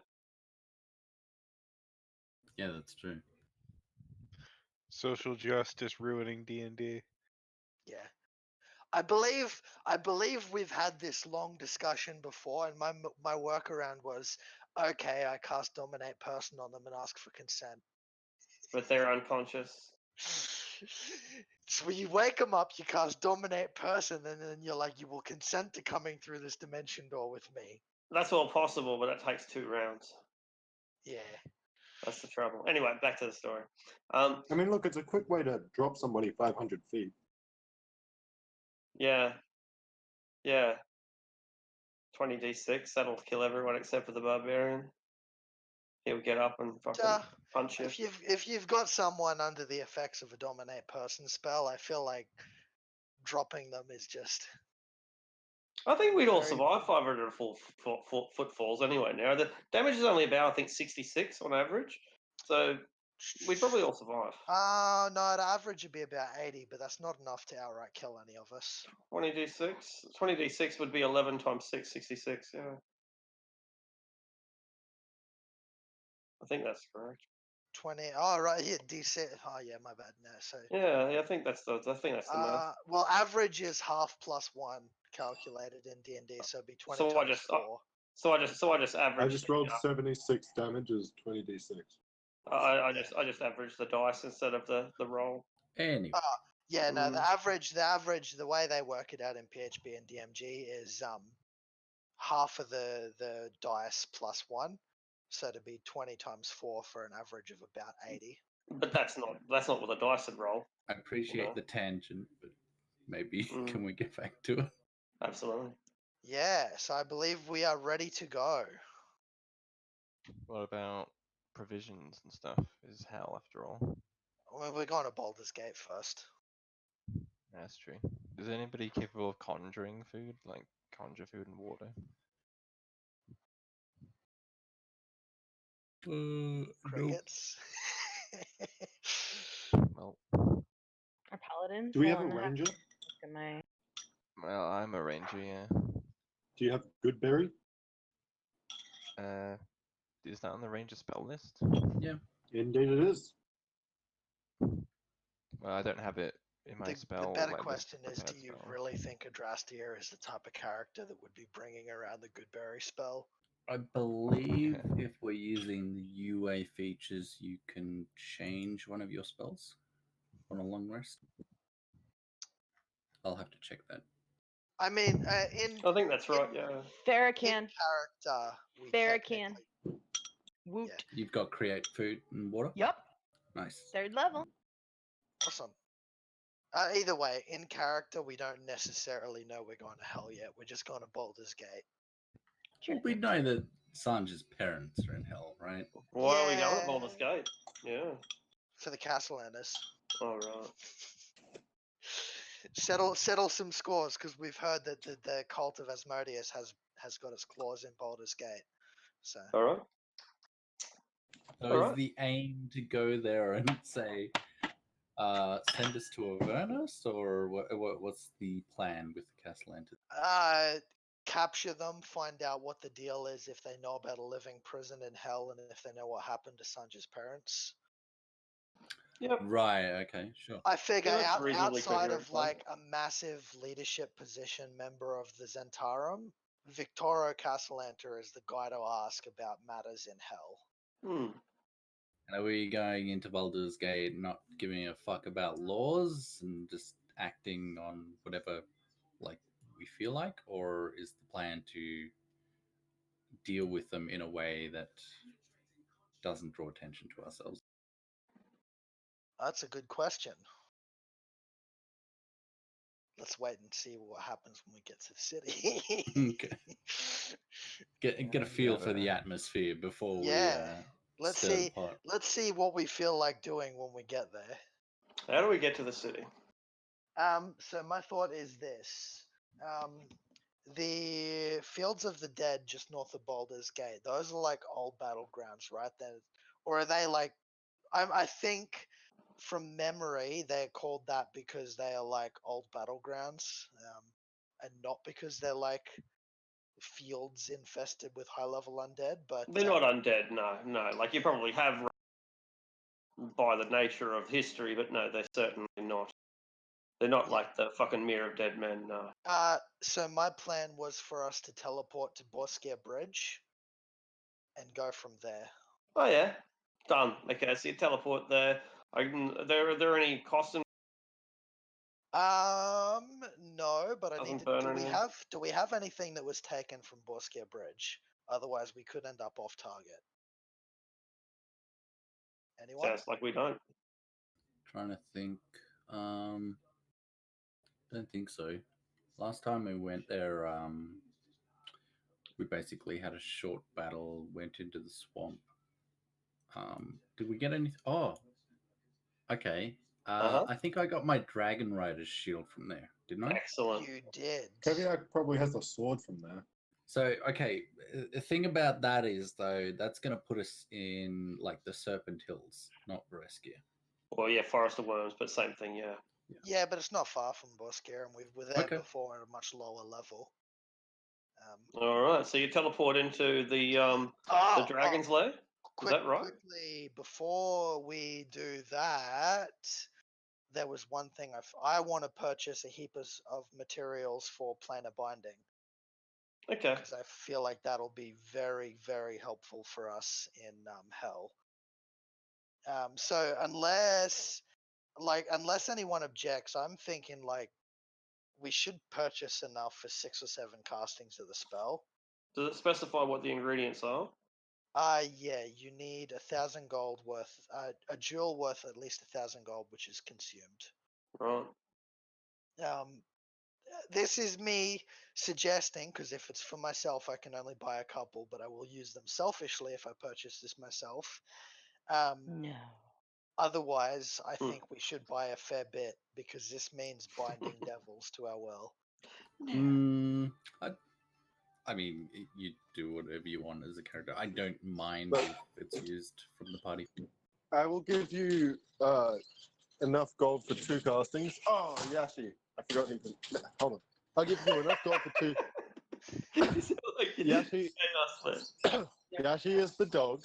He ran into the house, and he's not supposed to be naked. He's a husky, and he's very fluffy. Come on, Yashi. Oh, so fluffy. Post picture. Yeah, I'll send you guys photos in a bit. Kevin, not Kevin, Lucius, I will give you 2,000 gold if you trade me a Pokemon, which is to say, capture one and give me its soul. When For it morally doesn't upright work reasons. like that. When I cast a spell, I only control them for 30 days, and then I either have to recast a spell or they go free, How long does Magic Circle last for? like an hour or something. Can I extend the cast time on that? What do you mean? Can I make it last longer? Magic Circle? Yeah. I do not think so. Right, well, I'll still give him some gold, and I will ruminate on this. Excellent. All right. I'm going to buy 2,000 myself, and then take an additional 8 from the thing, so we got heaps. Looking at In actually, do we have? I think we have gems worth 1,000 already. Let me see. Yeah, we do. We have 4 sapphires. So I will spend 4,000 to buy 4 more, and then buy 2 myself, and then 2 for Cloud's purposes. Excellent. I'm looking through some of the UA stuff for Ranger because I'm not very up to date on the UA stuff. Yeah, go for it. The expanded spell list includes Revivify, interestingly enough. Interesting, yeah. And Things like those, for a bit of flavor here, Arctic, those gems are all going to be, if possible, kind of blood red rubies. Excellent. They have Thing is, come from Mintan. Awesome. Thing is, a lot of these features listed here are alternatives, like Deft Explorer replaces Natural Explorer, for example. Yeah. I'm not sure if you're supposed to cherry pick or whether you're supposed to pick one like set of rules and go all the way cherry with it. pick. With the Yeah. new UA, you cherry pick. Yeah. So if you don't want to play D&D the traditional way, like 5th edition D&D, if you that's fine for your group. If your group wants to cherry pick, as you say, like pick and make the burger that you want, then that's fine for your group. Then that's what the new UA is for, and we'll go with that. So if you want to cherry pick, go for it. All right. In that case, I'll just just pick up some expanded spells, maybe. Swap Sure. one out. All right. In that case, I'll probably buy some diamond dust, since I know that's a material component for Revivify.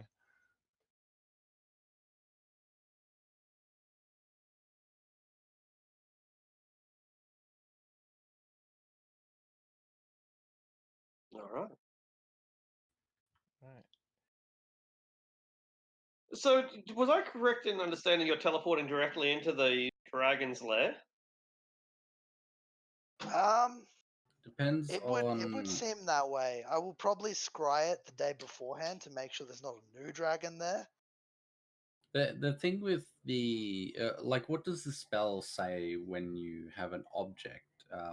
Does it need to be originally from there, or is it like within a certain time period? An object that you have taken from there within the last 6 months. And that shield counts. It was like hanging. Its spirit infused with the area. Blah blah blah. It does have a mystical connection, however faint. So it would work. It's not necessarily a good idea, but it would work. Yeah, I guess. Well, we don't have anything else that I can think of. So, does the spell itself determine whether it puts you in a safe location, or how does it work? Oh shit, no. No, just a location like this. It means that we will teleport within the general area of that lair. You can expect it to be 100 feet. It might be 1,000. But I'm asking, like, if it's from an underground area which is now no longer there. Oh no, it won't do hurt you you get then. shunted out, or how does it work? I'll give you two examples. So first of all, no. If places you're not going to be harmed, yeah, you'll be shunted out, as you say. Like you'll end up the closest point. However, if it's underwater, then you'll be transported into the water. Yeah. Right. Remember back in Planescape how we teleported into that city? Were you there for that when we teleported to the city and the city happened to be submerged because it got hit by a tidal wave? I don't think I was there for that. No. Right. Well, anyway, that happened, and it's a bit like that. So yeah, you if the place is underwater, and it might be, then we'll teleport in. In any case, Lucius, you're scrying it, right? Yeah, the day before, so that we can just make sure. There is a new dragon there. It's about 4.5 feet long. Oh, it's a small one. Yeah, little black wormling. This is my lair now. You bastard! Are you going to make us feel bad for killing a dragon? I'm not going to make you feel bad. I'm not going to make you kill the dragon. It just happens to be like it's a dragon's lair. A dragon has turned up and taken the baby I'm dragon. wondering Okay, if we can okay. afford to spend a couple of days to take that one back to our lair under the city as well and just collect baby dragons. No, he's already been born. All right. Keviak, so we're going to teleport in and there's a baby dragon in the lair now. What you want me to do with it? I call Whatever you dibs. want. Dibs. I call dibs. Dibs on that. Dibs on killing it. My dibs. I called it. I mean, you don't have to be excited about it. It is still a baby. I'm very excited. Wait, how old is the baby? Yeah, I mean, I'm still kind of pissed though about that other dragon taking all of our fucking loot though. Yes, So...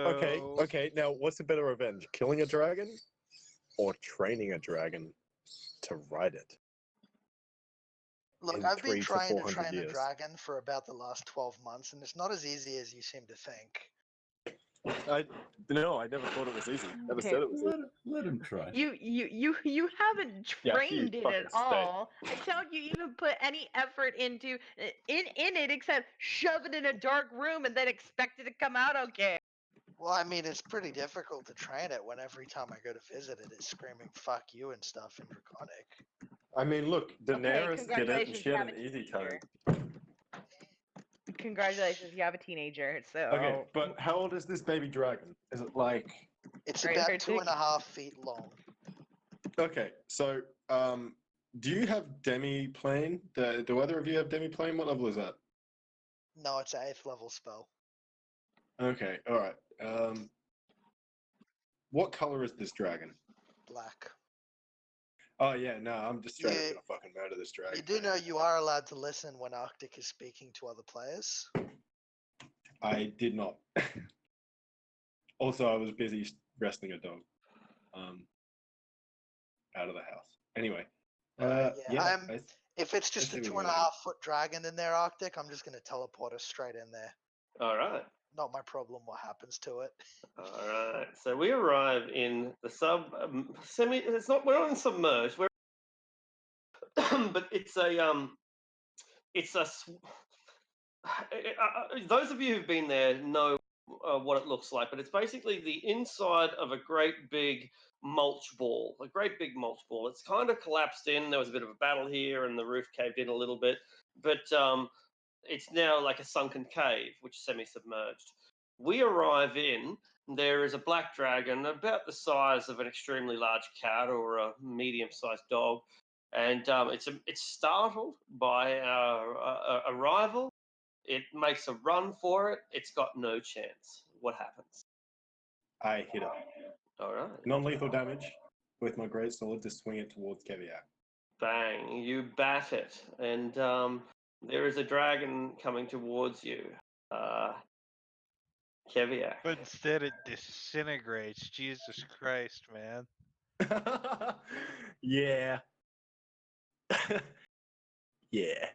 It's non-lethal damage, so I guess I disintegrated its legs and tail and wings, and its just head and body are flying towards you. The fuck? That's Yeah, even worse. Jesus Keviak Christ. like bunts it with his shield. Sinks to the bottom of the water and does not come back up. Yeah. Was that entirely necessary? Look, Claude fucking hates chromatic dragons. That's like his big character flaw. So when I'm playing Claude, I too hate chromatic dragons. I sort of just shift my shield in a way that it just reflects you, kind of. Can I just point out that the first attack that Claude has had in all 3 combats he's participated in has been a natural 20. Yeah, Or a so- critical hit. So what's this damage here? I'm going to count that up and add that to my total for the campaign, which Well, looking at it is now... well, I'm wondering how you hacked 302. roll 20. I don't understand how. Like, while he's doing that, Arctic, there was one more thing I really wanted to buy that I forgot about. Can I yeah, quickly that's add fine. that? That's fine. It's Yeah, the yeah. contingency spell and the Yeah. miniature statue component. Sure. And No that'll set me back 3160. Oh yeah, 30. Yeah, 100. Yeah, 3150. You a fighter, Um, Cloud? How you critting on a 19? I would have used my bonus action to cast my Hexblade's Curse, which allows me to crit on a 19 or 20. Ah, dope. Yeah, really, really cool little feature. And I also regained some hit points, but I'm at 4 hit points. So, doesn't matter. Excellent. All right. So here we are, semi-submerged. There are mosquitoes biting us.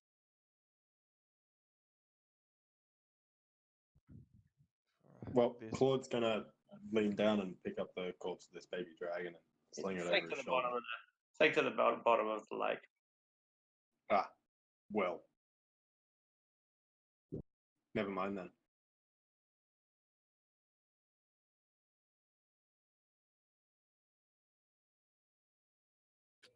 Well, we're in the middle of a swamp.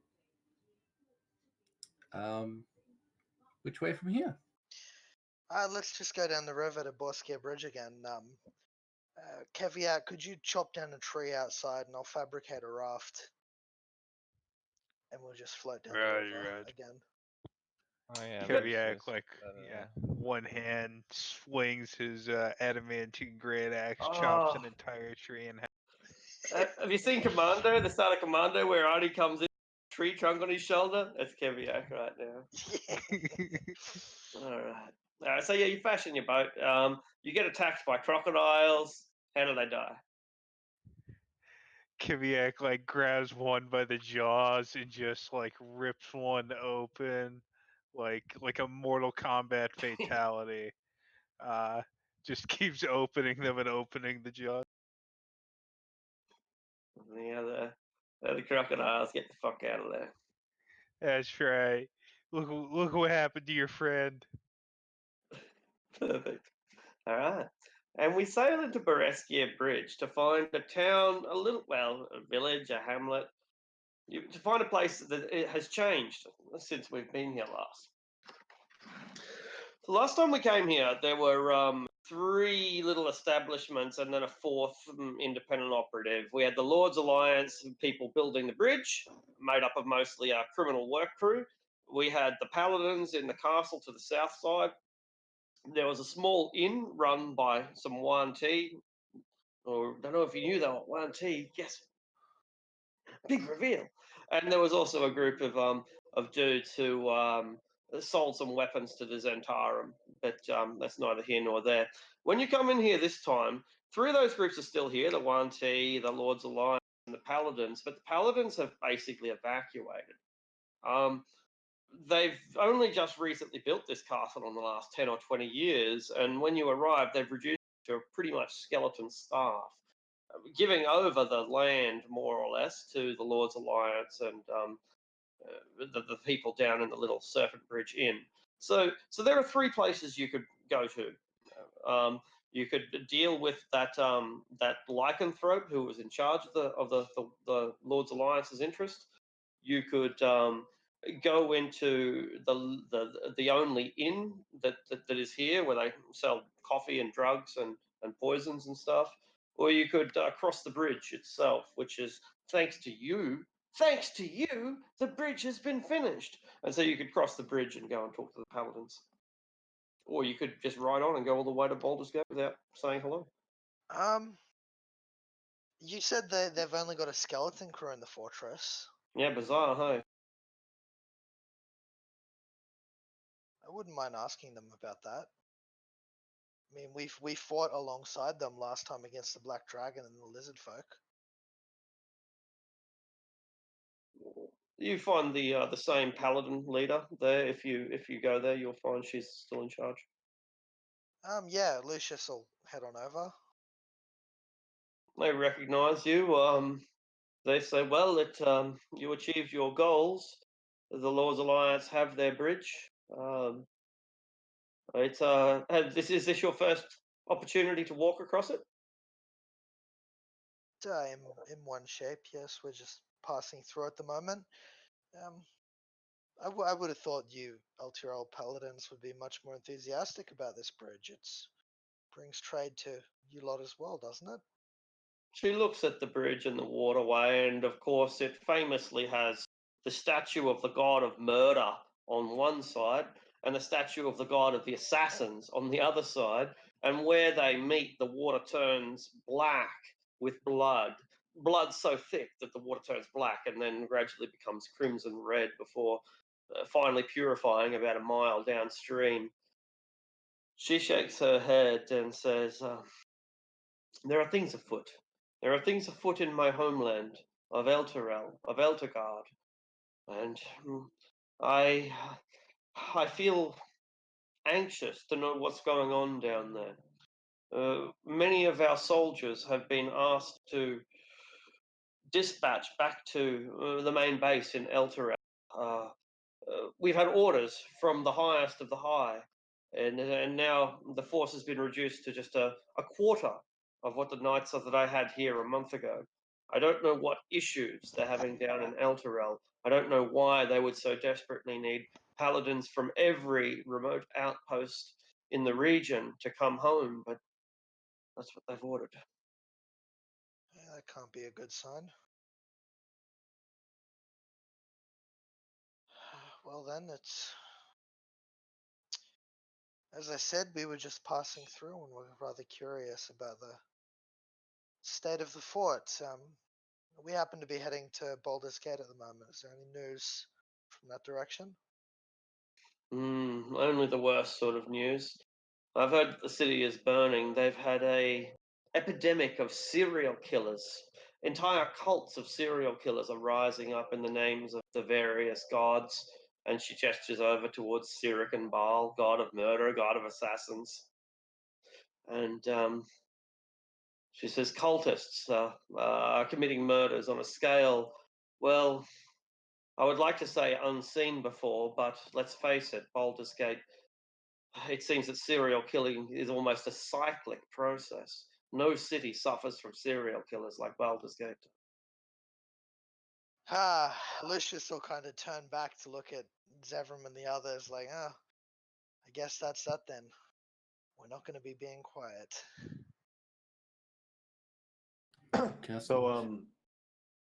So just to be clear, when we go into this town, is it likely that we're going to be serial murdered? No, no.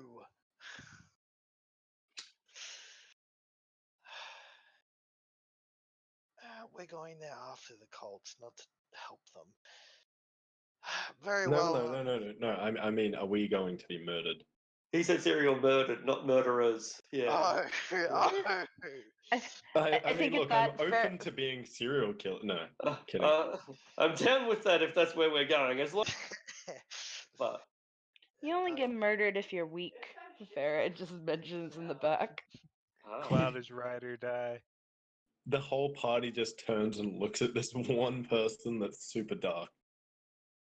So, Well then, as I said, we're just passing through. But I wish a lot of you the best of luck. Companions we've fought against a dragon with, so watch out for yourselves.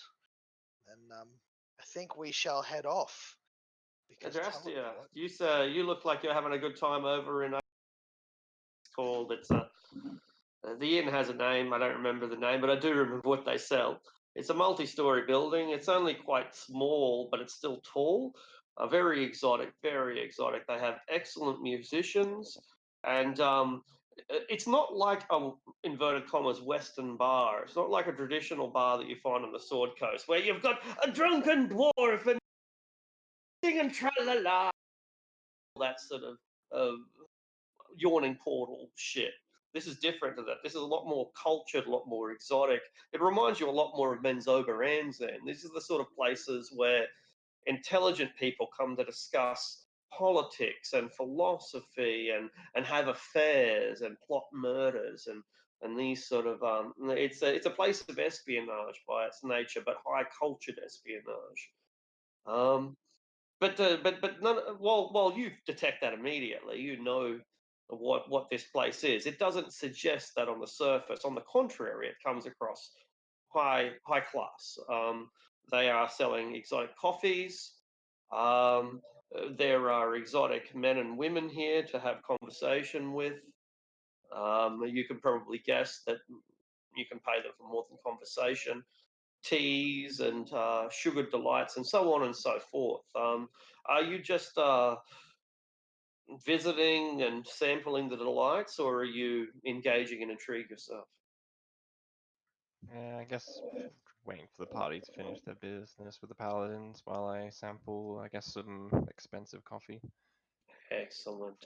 They have a variety of coffee from Chult, from Maztica, from Caratur. Would you like one in particular, or would you like to try some different samples? I'll let the proprietor choose one for me. All right, they bring in the Maztecan coffee. It's the richest and the darkest, he says with a smile.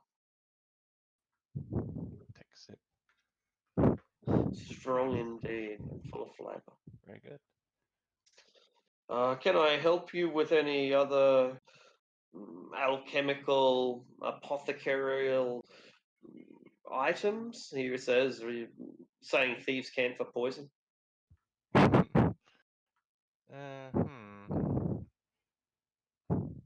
I'm in the market for some more snake juice. All right. AKA serpent venom.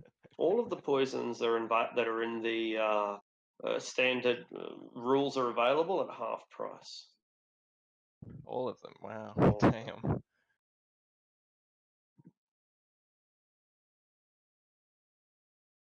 So you can get Midnight Tears or Wyvern Venom. whatever you want, and it's half price. Oh, what a deal. Absolutely. They the woman you're talking to, that you've probably worked out by now, is a Yuan-Ti. She's a cultured woman with hair that sprouts out of her head like a geyser out of a water under pressure. She complains about Waterdeep a bit. She complains about how heavily regulated Waterdeep is, namely morality. Because after all, when you ban a commodity, all you're really doing is imposing your morality on everyone else. That's her view. There's no justifiable reason why you should be able to buy a healing potion, but not heroin, for example, or rather opium, rather. That's her point of view.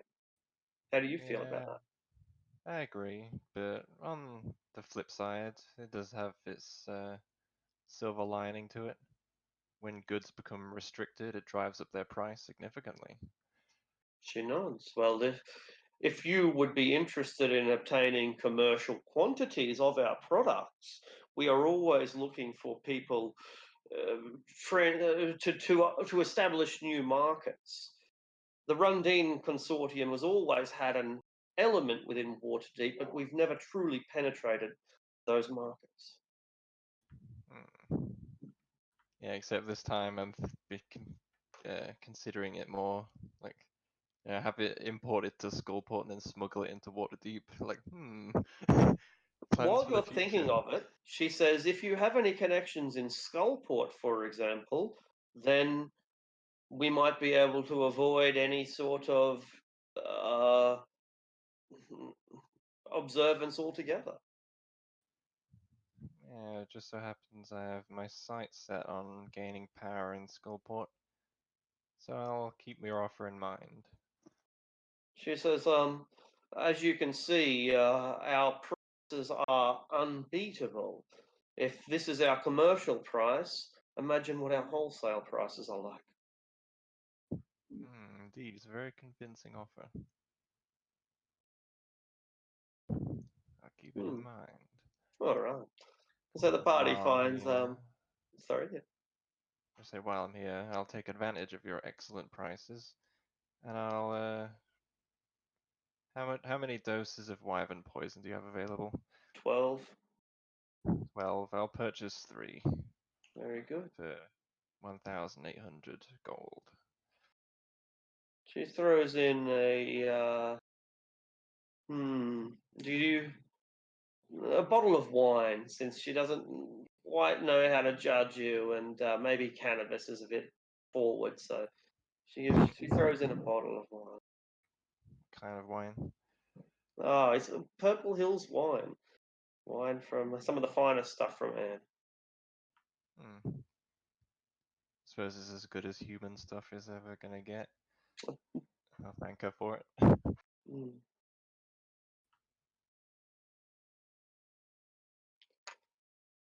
So yeah, the party finds our resident dark elf negotiating with our foreign Yuan-Ti, and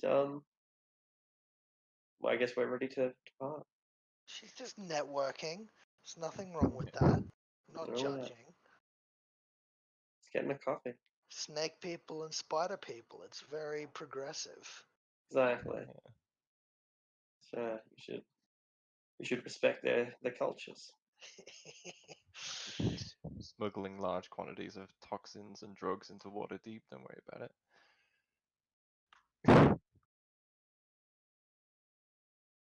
All right, so I think our best option is to follow this road here. I'm guessing that, considering even on the old 3.5 map, it's like a dotted line. I'm guessing that path is not particularly well maintained. Not at all. That's right. It is farmland though. It's not maintained, but it is occupied.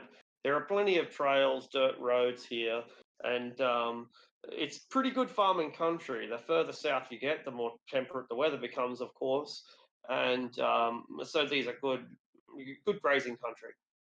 With that in mind, however, you discover that several of the farms are in disarray. Many have been entirely abandoned, some have been sacked and looted, others are on lockdown. There isn't the friendly faces that you encounter when you travel from Daggerford to Waterdeep down here. Is that the entire place, or does it get worse as we approach Baldur's Gate? It's pretty scattered to begin with. Like this is out here, one farm per 5 mile country. They're just really brave homesteaders, but it's a pretty consistent theme. Basically, yeah, as I described, there's kind of three different types of farms: farms that have been abandoned, farms that have been looted, and farms that are on lockdown. It's not quite that bad, but it's a good generalization. All right. So yeah, we shall head for Baldur's Gate. No problems. Ignoring the farmers, you keep yourselves. They're happy for that. There's not a lot of merchants on the road, though there are a handful. You probably pass up to 12 people during your passage. They get off the road, put up their hands. They don't mean, they don't mean they hope that you're not bandits. That's what it is. They hope that you're not here to rob. I think we're a bit too well equipped to look like bandits. Oh well, I mean, okay, yeah. I suppose you're right. Lucius is vaguely offended by their actions, but he's not going to pick on peasants. Kind of look like bandits, either that or a rock band. I'm not sure.